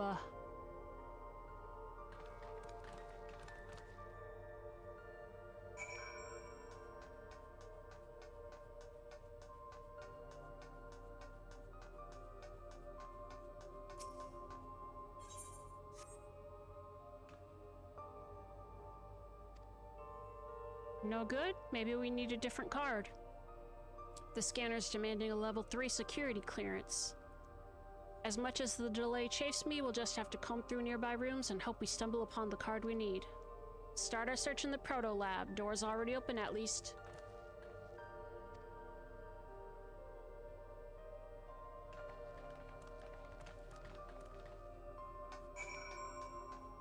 Proto lab.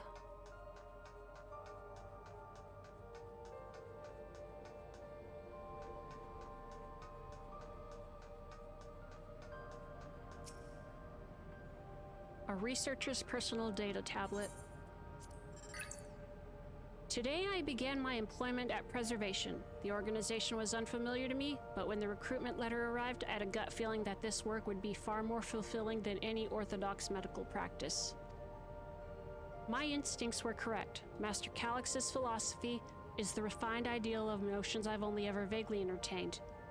That mankind must evolve beyond the shackles of its flesh and blood existence. I had a meeting with Director Demetrius today. I've heard others praise his genius intellect, yet he seems but a guttering candle in comparison to Master Calix's blinding brilliance. This morning I was permitted to access the top floor and observe the workings of living memory. As predicted, the shortage of aether required to sustain the Endless is reaching critical levels, yet quote-unquote Queen Sphene insists on continuing her ineffectual flailing. Our Malala colleagues, including the Proto-Lab chief, have been behaving in a decidedly suspicious manner of late. Should I report my concerns to the director? From tomorrow, I have been assigned to assist with the research project in the Deutero Lab. We are scheduled to conduct a major experiment, the details of which I have been kept ignorant. It would seem prudent to back up my memory data. The Malala colleagues. The way this room is set up, the canister inserted into that large device looks to be a soul cell. Could this be where they conducted their experiments to create Endless? We could probably spend days investigating this complex. Finding a way into the director's office must take precedence. Speaking of which, Gululja mentioned a locker over in the corner that he couldn't open. Perhaps you could take a look? Number pad. The locker's shut tight, but the number pad suggests that inputting correct conversation. Let's figure out what it is. The results of experiment 158 show a marked improvement in aether extraction rates. At last we have achieved the target value set by Calix. Become endless as per our... Though I will become endless, as per our ascendancy protocols, I will preserve this historic number along with my few remaining worldly effects. 158, Man, who makes a three-digit passcode? Crazy.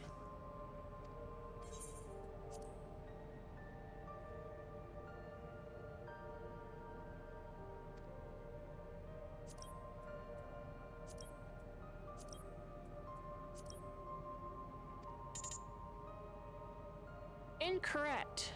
Oh. Okay, hold on a minute. So 158 might be part of it, right?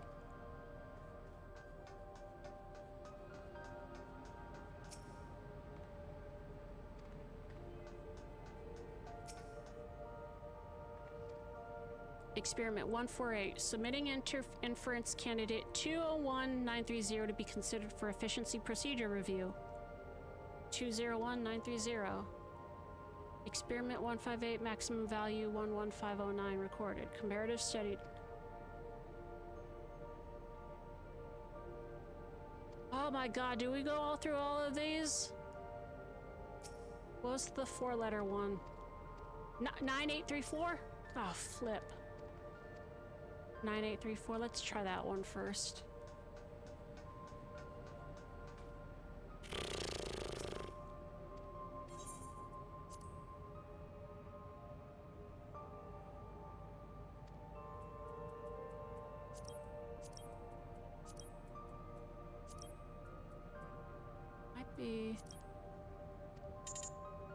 Nope. Alright, it's one of the longer numbers. Is that like a 5 or 6 digits in there? So the 2019 something? 201930. 201930.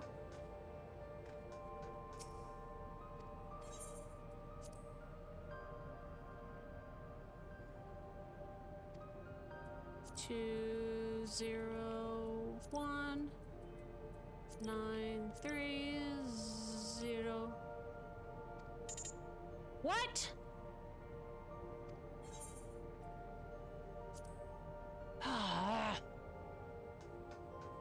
You gotta be kidding me. All right. I think there's 2 other numbers, right? 11509. Or just the one other. 11509.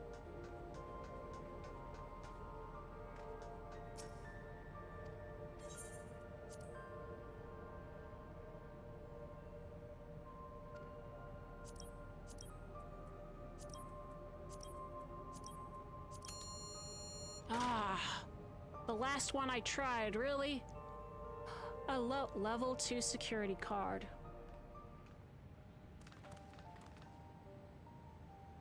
You got the locker open. Whoops, that's the wrong one. And you found a security card. It's level 2, we need level 3. We gotta do more bullshit.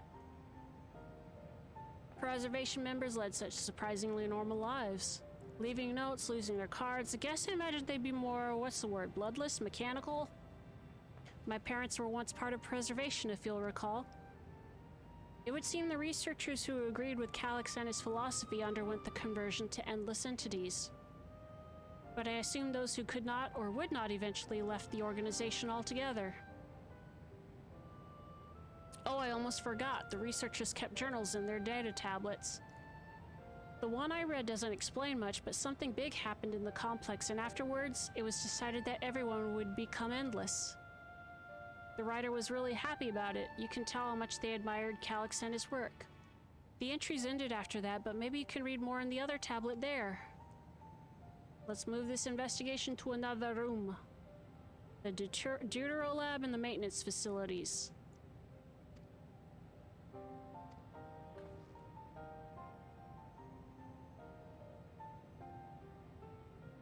Open that shit for me, Shale.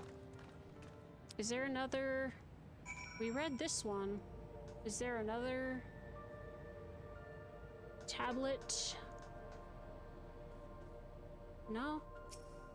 Okay, this is the one that Gululja read, and then I read one.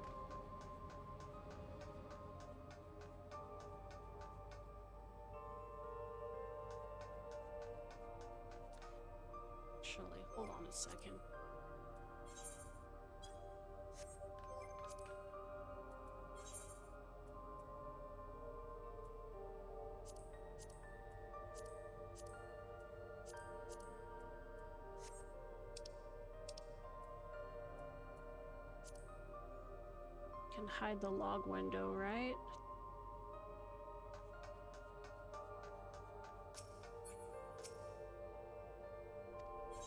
Supposed to open it for me, Shale. It opened!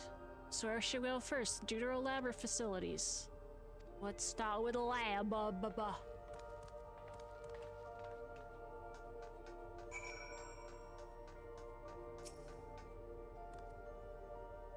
There doesn't seem to be any power here. None at all. It's possible the energy supply for the room is on separate conduit, which means there should be a contingency for opening the door. In case of emergency, backup power can be rerouted from facilities. Facilities is down the other corridor. Let's go.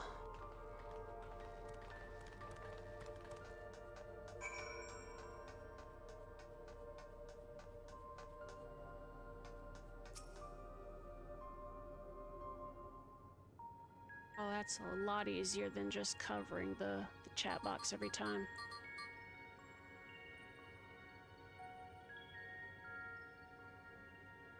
Engaging power supply. No good, returning an error. There must be a preliminary procedure. According to this error code reference, if the power supply has been interrupted for an extended period of time, then we need to reconfigure both the emergency generator and the circuit control panels. In English, Four Eyes.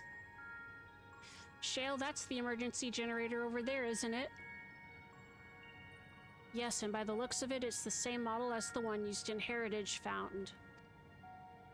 But how does it send power to the lab? Looks like some janky PS3s. I see. The energy cable attached to the base of the terminal leads to the hall directly to the lab. Which means we need a way to connect the generator to the cable.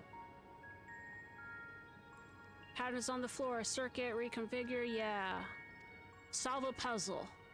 What I wouldn't give for an instruction manual.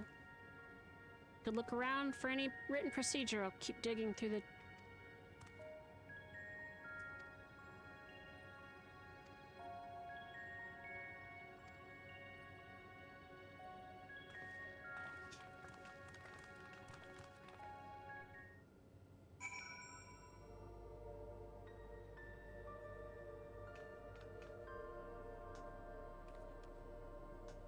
Northeast, southeast, southwest.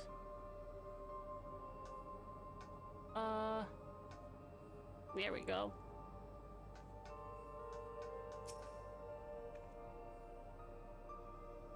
Circuit will not function with duplicate patterns. Only one of each circuitry pattern can be set at the same time. What does that mean?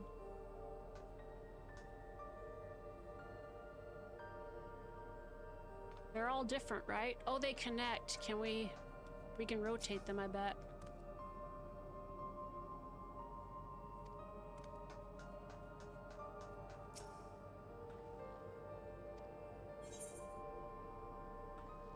Square. Circle something square.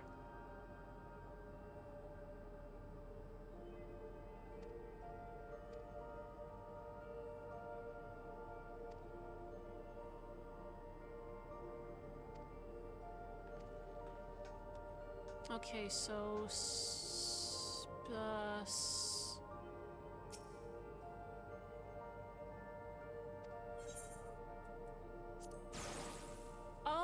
oh, that's how you make duplicate patterns. Okay, I see.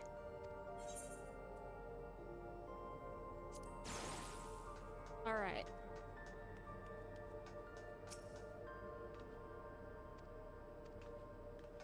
Okay, this is...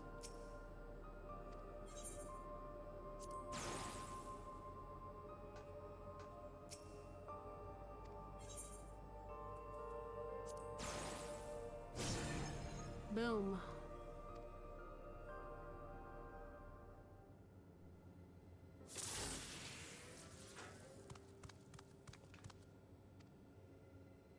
Hell yeah. Lab's now fully powered. Could we access a certain data log before moving on? I was checking the storage shelves and one of the labels caught my eye. Preservation early days. Preservation Wonder Years. Preservation 2 Electric Boogaloo. Beep, beep, beep. It's a text-based account. I'll read it out. Preservation and Alexandrian Institute for Technological Development was founded by Calix, an 11-year-old child prodigy. Approval for establishing the organization came during Alexandria's involvement in the storm surge, with Calix's designs for new defensive solutions funded in large part by the Treasury. As the conflict grew in intensity and casualties mounted, Calix funneled Preservation's resources towards the perfection of memory storage. Research into this field continued even after the storm surge came to an end, with Calix eventually electing to preserve his own memories in a virtual domain. So this account is from before he embraced his endless existence, hundreds of years ago. I met him only once before the storm surge began. I was attending my father, who was then the reigning king of Alexandria. Calix could not have been more than 10 years of age and required constant treatment for his debilitating illness. Yet still he published theories so highly regarded that even the royal family was aware of his achievements. Life should not be lost to the injustice of death. Even now I can hear the single-minded will behind his words. So it was that when the war came to our kingdom, my father was quick to commit his unwavering support to this somber youth and his proposals for preservation. Several years later, the ensuing violence brought the death of both my parents. Overwhelmed as I was by my sudden succession to the throne, I suspect they spared me the reports on endless research and other less urgent matters.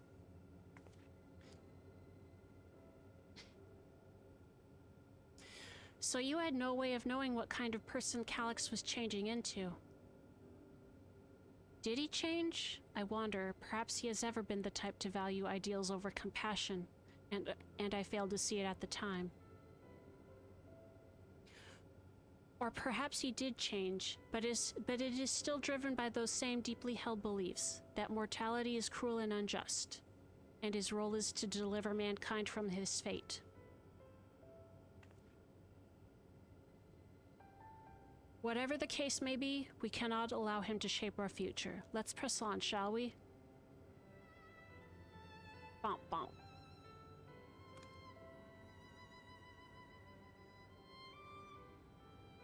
If I've done my job correctly, the door to the Deutero Lab should be accessible now. I'll give everything a once-over just to be sure.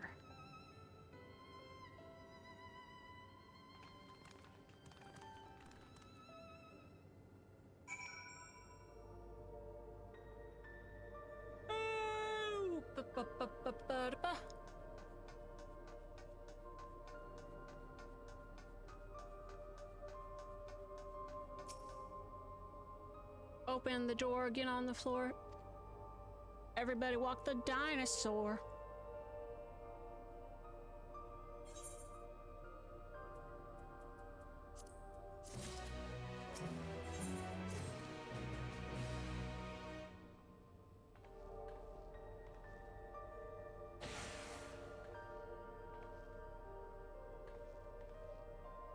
Smooth as silk. Let's head inside and see what awaits.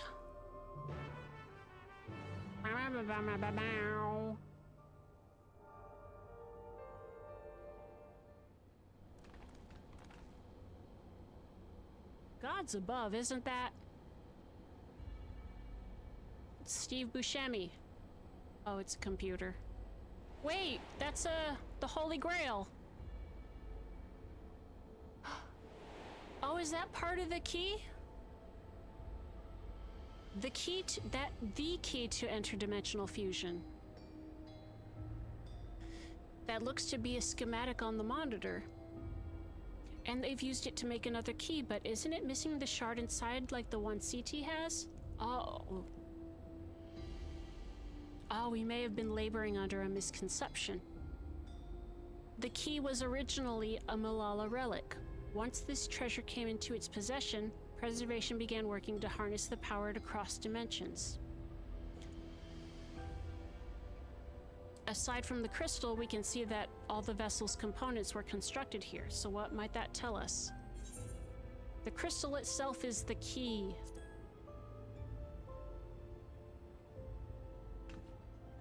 That would be the logical conclusion, yes. It's as my parents explained. The key remains shrouded in mystery. Preservation augmented it with electrope, but never grasped the technology's underlying principles. To this day, not a single person understands the mechanics of interdimensional fusion. Not who imbued the key with its power, not when they did so, nor why.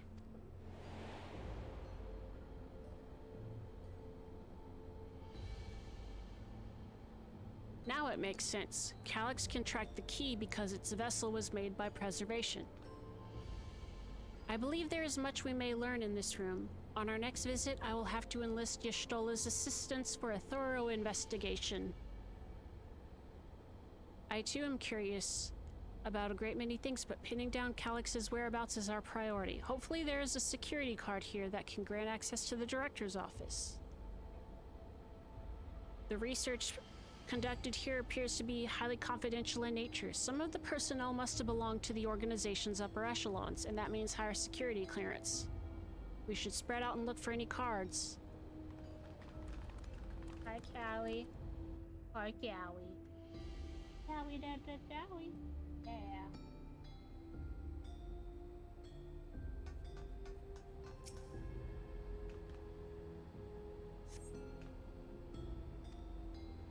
No security card.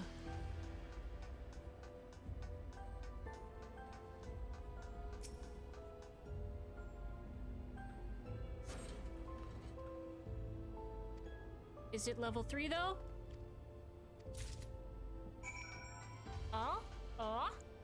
What? Shale. Lieutenant Shale ice cream.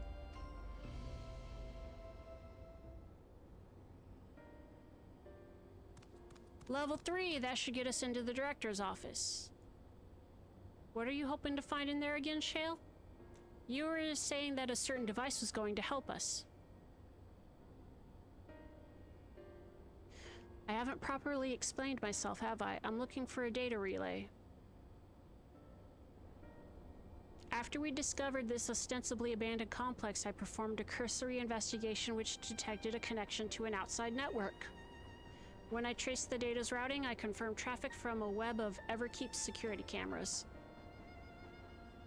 Considering the way Calyx is always one step ahead of us, we must assume he's quietly seized control of the city's surveillance system and has been using it to monitor our activities. To monitor what you as the keyholder are planning. What a creep. But since Calyx is the ultimate recipient of those transmissions, the flow of data is like a river that we can follow back to him. Which is why I need the data relay. If I can analyze the device and see where it's rerouting all this surveillance traffic. If I can reroute the device. Then you can pinpoint the location. That said, he has done something to impede our progress, which makes me think I might be on entirely the wrong track. Maybe the reason he isn't stopping us is because he can't. Back in the old castle, Calyx said he was measuring CT strength. What can he possibly dream up that's stronger than him?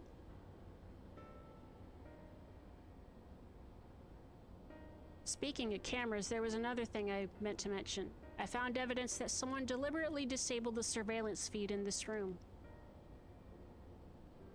The most recent recording was also crudely deleted. I was able to restore the data though, if you'd like to see it.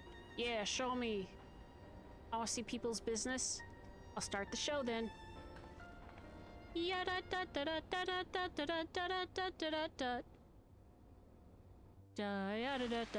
What?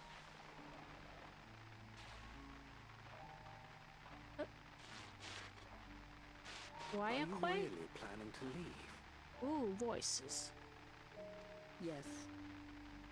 The idea of eternal life. It's begun to frighten me. I struggle to renounce our conventional wisdom. Death is the means by which life prunes its branches, leaving the trunk to grow strong and tall. We die so that our species may flourish. What would become of mankind were we to halt that process? If unending stagnation is the fruit of our labor, then perhaps we strive for the wrong thing.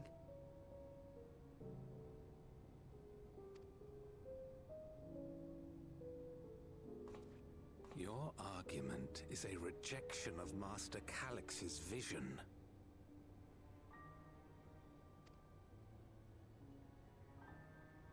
I suppose it is. Perhaps such dread would not plague me, were I capable of sharing his perspective on the subject.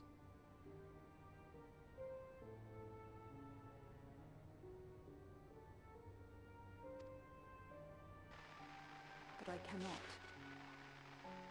He and I are too different, in too many ways.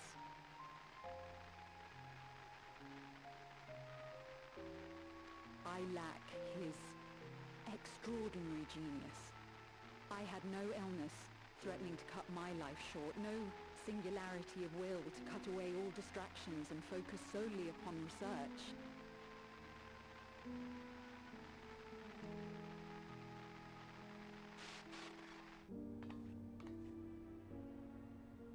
I have nothing but respect for his determination. The way he overcame his prognosis and seized the means to transcend death itself. But I'm not convinced that this obsession with living is the right path. That's why I've decided to leave preservation and put all my effort towards building a legacy for the next generation to come.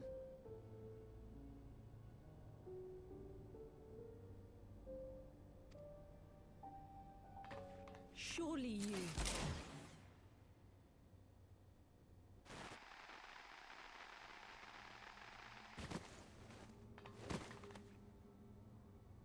Protocol, you understand.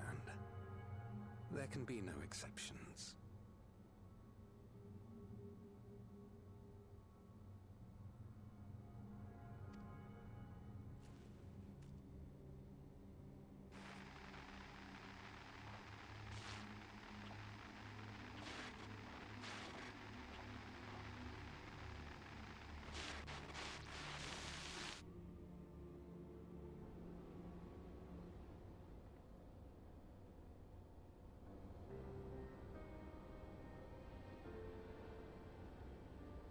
He only wanted to leave and he executed her.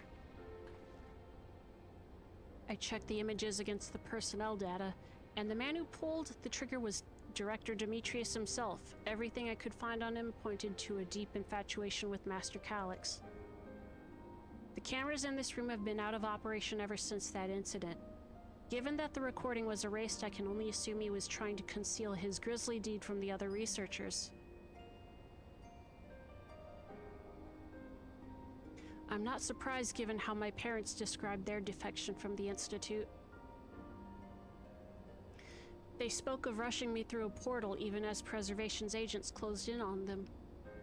I dared not ask what became of them after that, but if it turns out they were captured by their pursuers...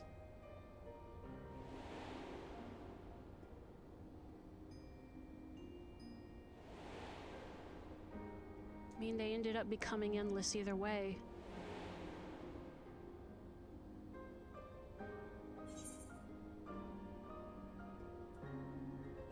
They didn't regret their actions. Right, the Echo. Knowing you saw them as they were, your words give me great comfort. Oh, Kryl. Worry not, Sphene. Thanks to the Haven of Living Memory, I was at least able to meet my parents and learn what they stood for. It is enough for me to carry on. Even now, we don't know how the conflict unfolded between your parents and Preservation. But what we do know is that your mother and father cleverly expunged every last trace of their movements. They made sure no one could cross into the source or threaten their child's safety. Let's press on, shall we? This tale behind the key deserves a fitting conclusion. To the director's office.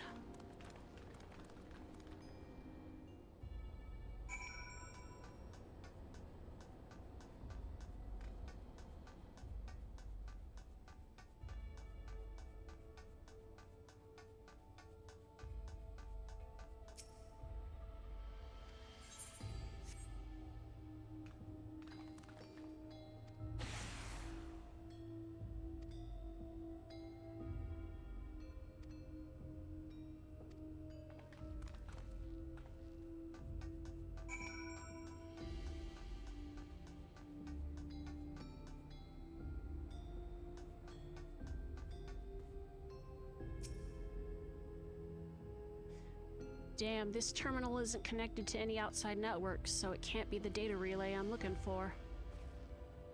The office is also smaller than the map suggested. I'm positive we're in the right room. What am I missing?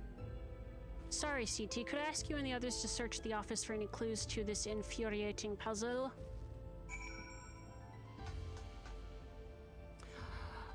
The Keurig machine of the ancient past. The ancient future.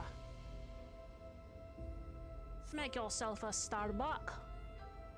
Having lain dormant for years, the now active coffee maker has already entered a self-cleaning cycle. It appears to have no other purpose beyond brewing coffee, though it remains to be seen when it will be able to do so once more. That's however many years of mold.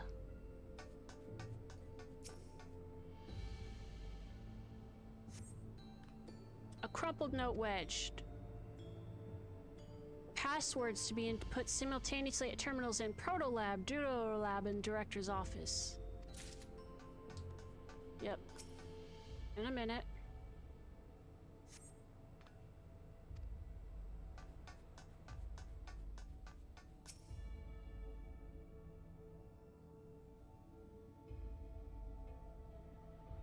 Director's data tablet. Closed door locker stands next to the table. Oh, okay, I see.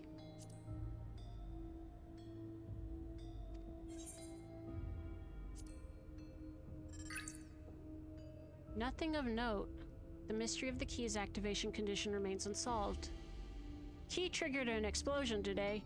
Temporary interdimensional portal verified. Continue attempts to stabilize the core's energy reactions.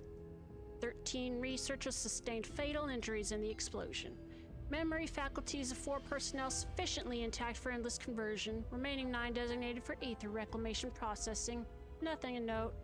Rejected resignations of 2 Malala researchers. Major incident. Details in full report.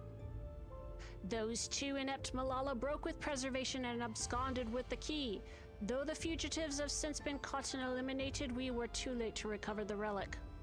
The only reason we retained our flesh was to serve Master Calyx as physical instruments to conduct his experiments.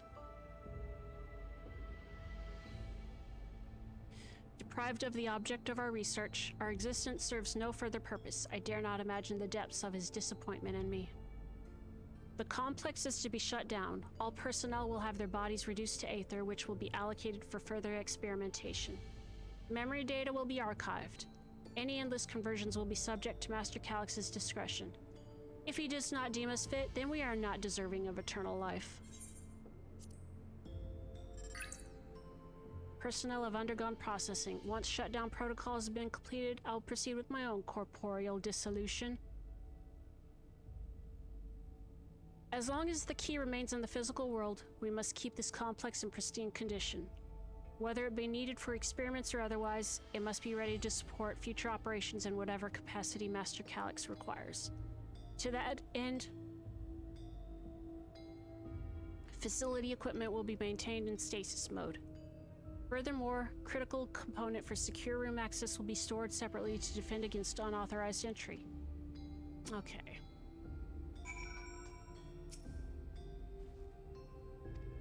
I found a few things.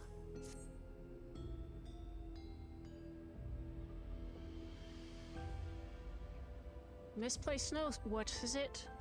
I need a voiced cutscene. Please give me a break. Instructions for accessing a secure room. Need to enter a password on 3 different terminals. No such room marked on the map, was there? Precautionary measure, no doubt. And if passwords are involved, I expect the access lift itself is concealed too. By electrope, you mean? The wall? What about the locker?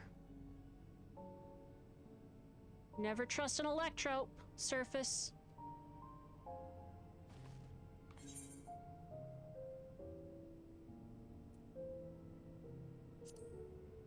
Can Sven do that?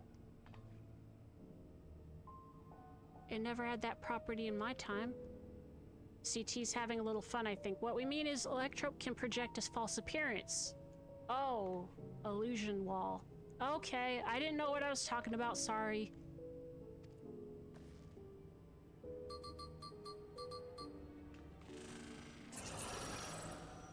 We gonna ignore the locker? The lock is another story. 2 people should prepare the lab terminals for input while the rest look for passwords.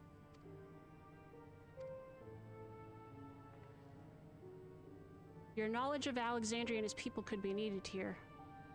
Right, if the passwords are hiding behind clues, that may be something I can help with.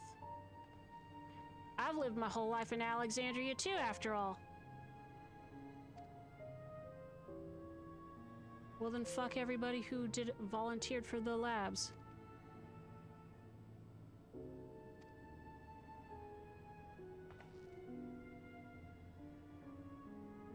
Display plate with the gems.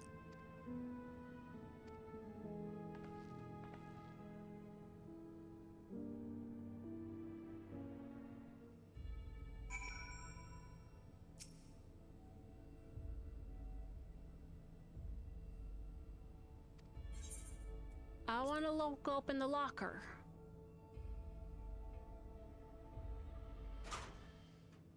Oh my Jesus!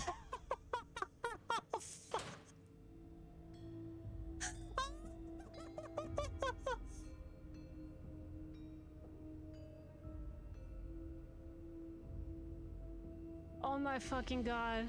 It contains nothing of note, you quietly shut the...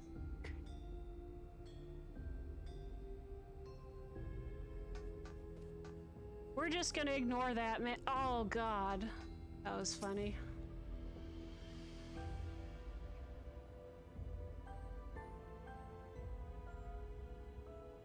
A blue gem as a sapphire, red gem as a garnet.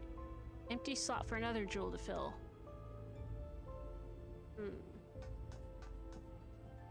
A Sven, perhaps?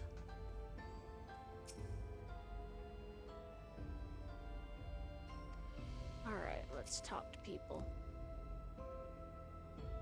I found a cube puzzle made of electrope. Probably just a toy, but maybe. Solve the puzzle. Solve it, Mr. Glulja. There's something inside. Pretty green stone. I think it might be Alexandrite. They named the kingdom after them. Here, you should hold on to this one. Is it square?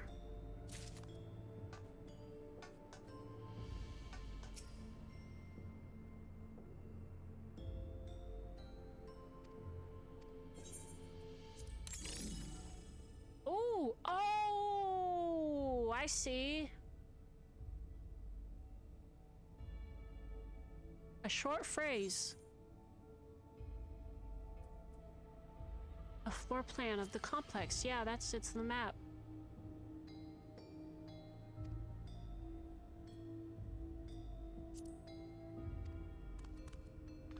Can you read this for me? Heed the stones, the special meanings Alexandrians have for gems. Okay, so it's not the gemstones. Names are not the passwords themselves, but what they represent. Yeah. So, Alexandrite is for the...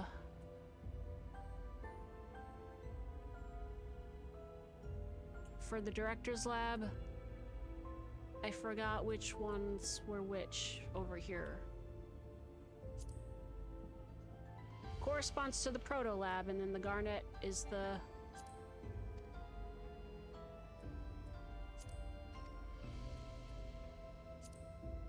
And the Garnet is the Deutero Lab.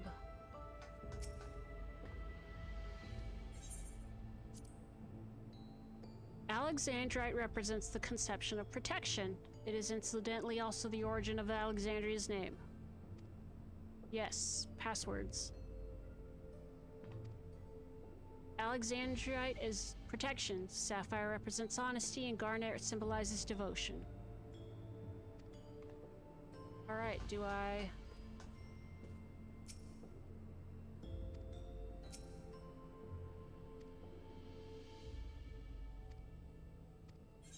Wooklamot in the... Where is she?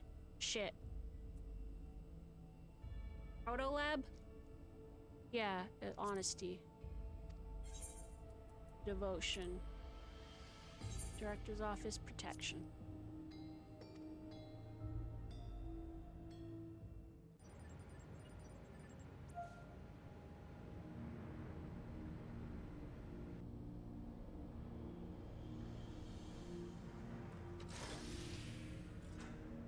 Hell yeah.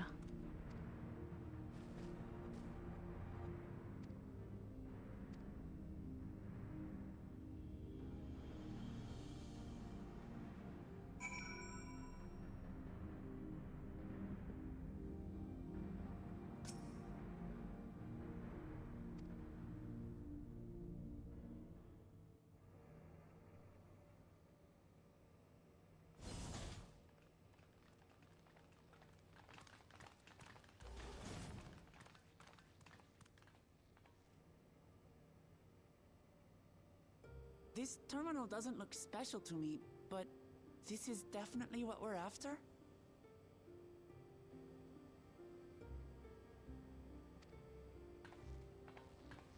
It is, but whether or not it will suffice for our purposes is another question.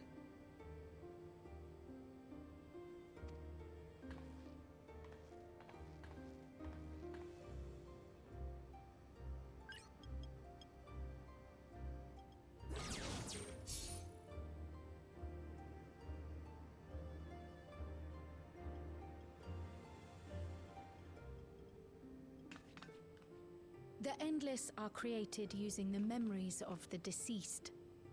But as memories are, in essence, collections of data, the resultant entities have no physical form.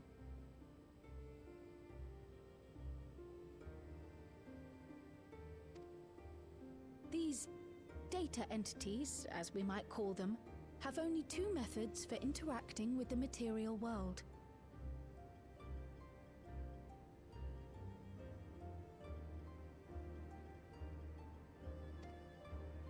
One of these we saw in Living Memory, where the Endless are granted temporary bodies through the use of corporeal ether.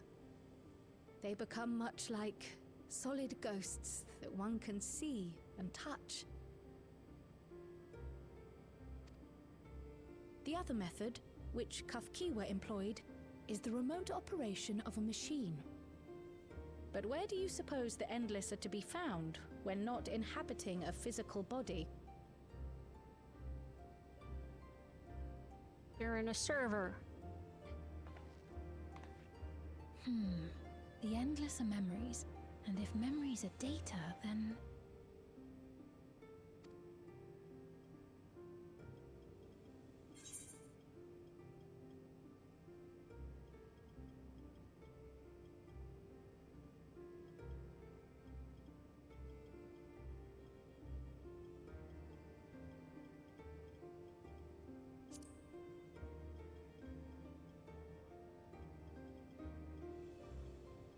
Yes, we suspect they reside in a virtual domain, one contained entirely within an electrope-based machine. We've seen such a realm before, after all.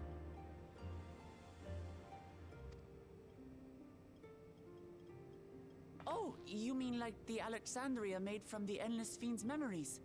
It all seems so real. So this virtual domain, it would also be housed within the Meso terminal.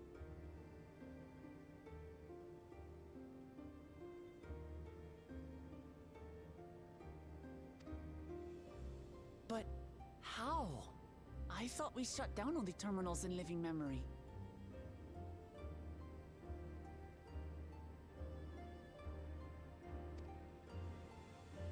did.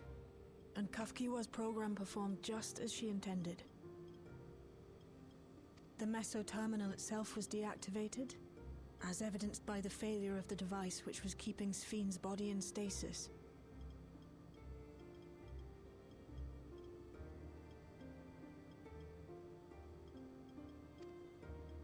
Be that as it may, we face a master of electrope engineering. That he managed to partition and protect the sector harboring his own memories is well within the bounds of possibility.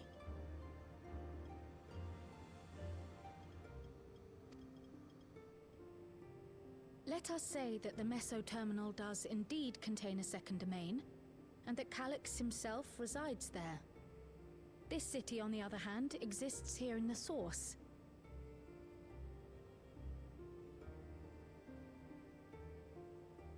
That being the case, I thought perhaps we could prevent his remote interference by closing the gate to the Golden City, and thus severing the connection between worlds. Except I tried to close it once already when I visited Living Memory. The process required administrative authorization, a restriction I assumed at the time had been imposed by the Queen.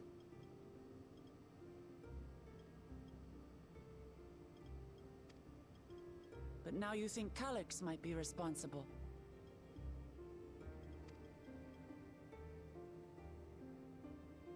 Just as I suspected. Even now, security transmissions from throughout the Keep are being tapped by the core system and routed elsewhere.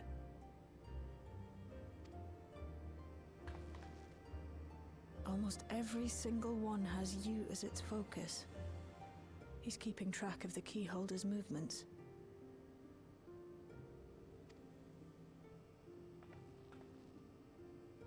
Time's up, and what a waste of time it's been.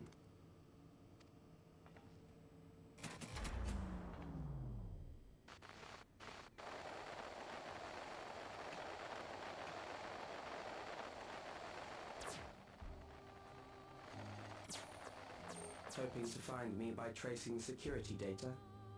That will not be necessary.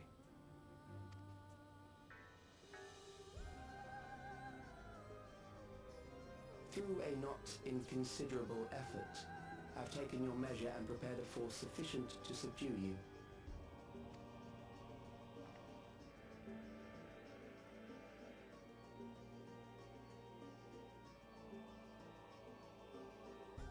Come.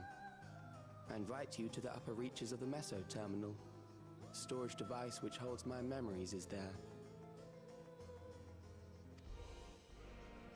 Break the memory bank and victory is yours.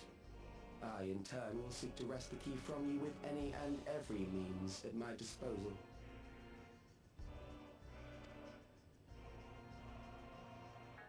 And if we refuse this invitation? I will wait, and continue to convert Alexandrians into Endless.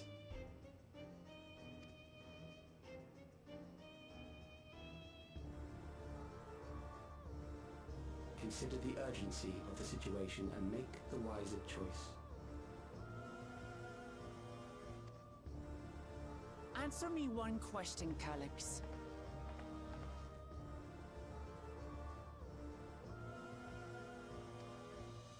The Endless Sphene.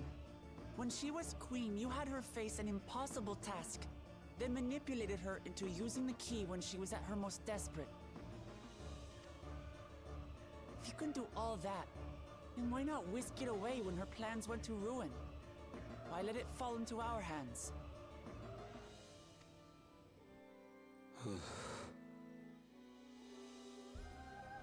You pour salt in the wound. That disaster was a miscalculation on my part.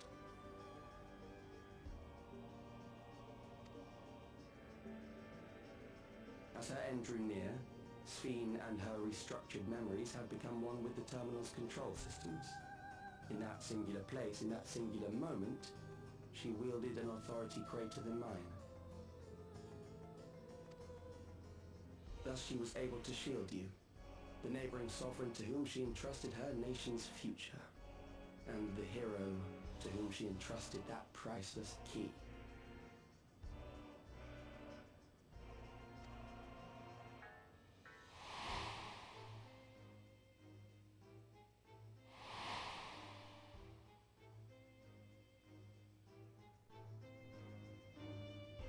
I am unsure to what degree she perceived my presence, but she knew that someone was watching.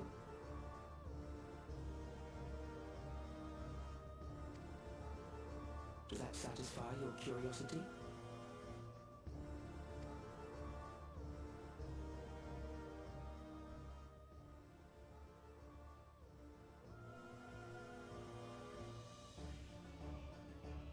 It does. And I'm satisfied that you will take nothing more from this nation. Not one more life, not one more future, not one single smile from another child's face. You hear me?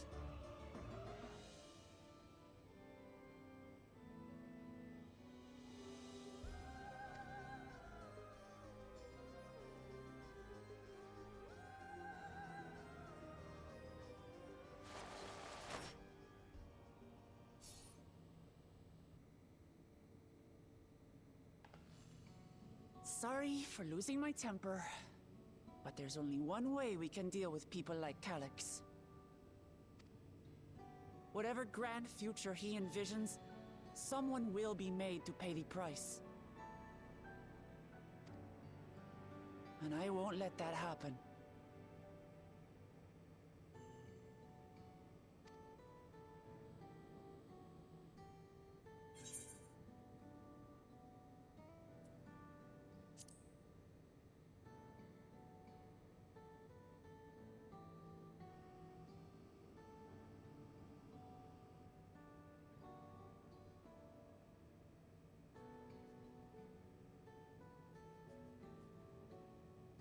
If I may, I realize it is not my place to say this.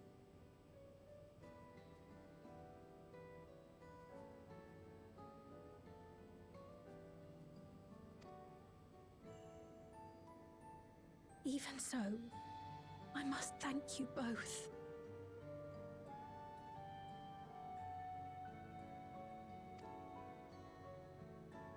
On behalf of my other self, allow me to say how grateful I am to have you as our champions.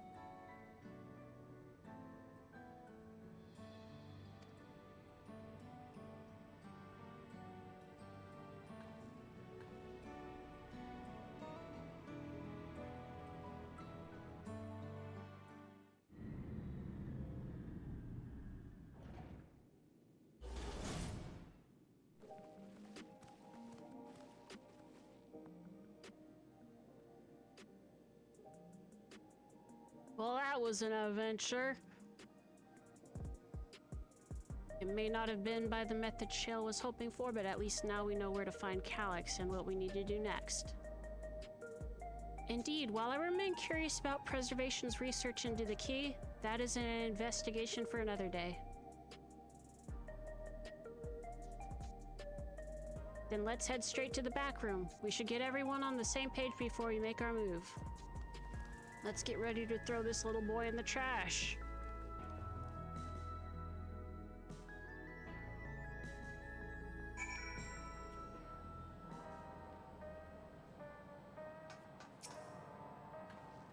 Aaronville!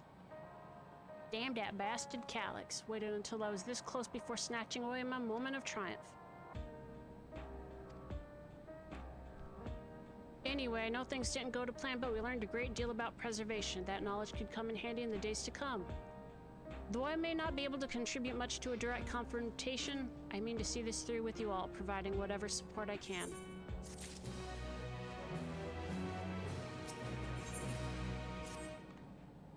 We've briefed Aaronville on everything that has happened and sent word to the others. We're now but to consider what our next actions will be. We're gonna throw a little boy in the trash.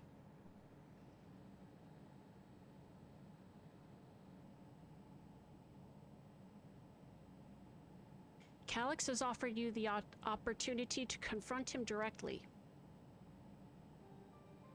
And though it feels much like striding face first into an ambush, we have little choice. If we are to destroy the memories he supposedly has stored in the upper reaches of the Meso Terminal, then that is where we must go.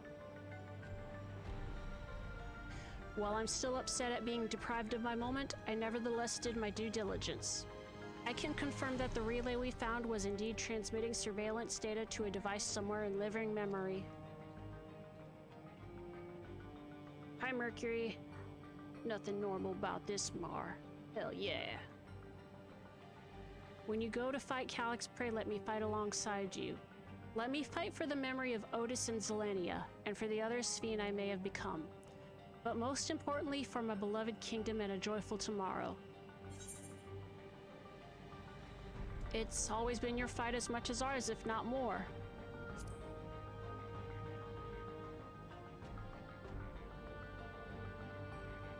Thank you for understanding what this means to me. I'll be coming with you as well, you know my reasons. Hardly needs saying, but your fellow scions also have every intention of accompanying you into battle. So damn it, we're Alizé and the others on this point that they've already left for the living memory. I am more than ready to do the same.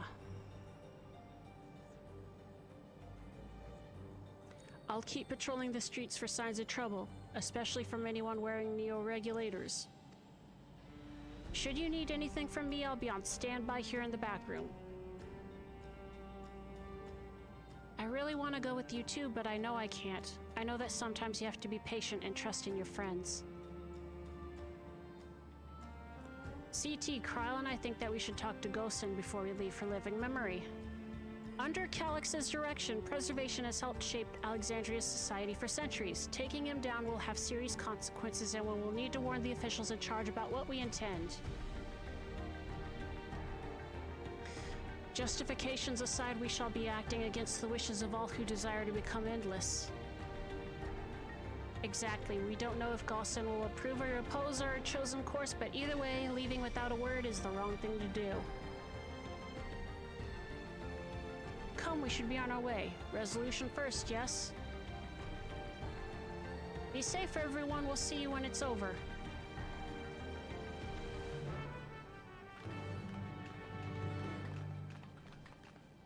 I need to take a break real quick. Hi, Mercury. Happy Saturday. How are you doing?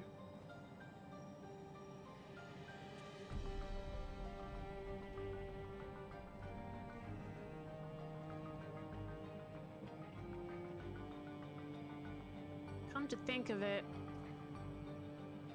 except for in Endwalker, the 0.3 patch is normally when the main part of the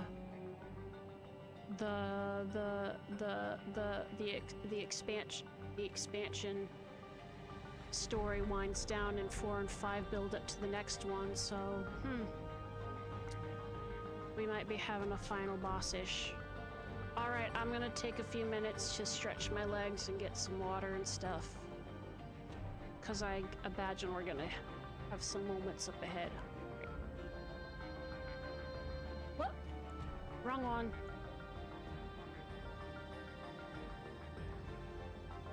I'll be right back.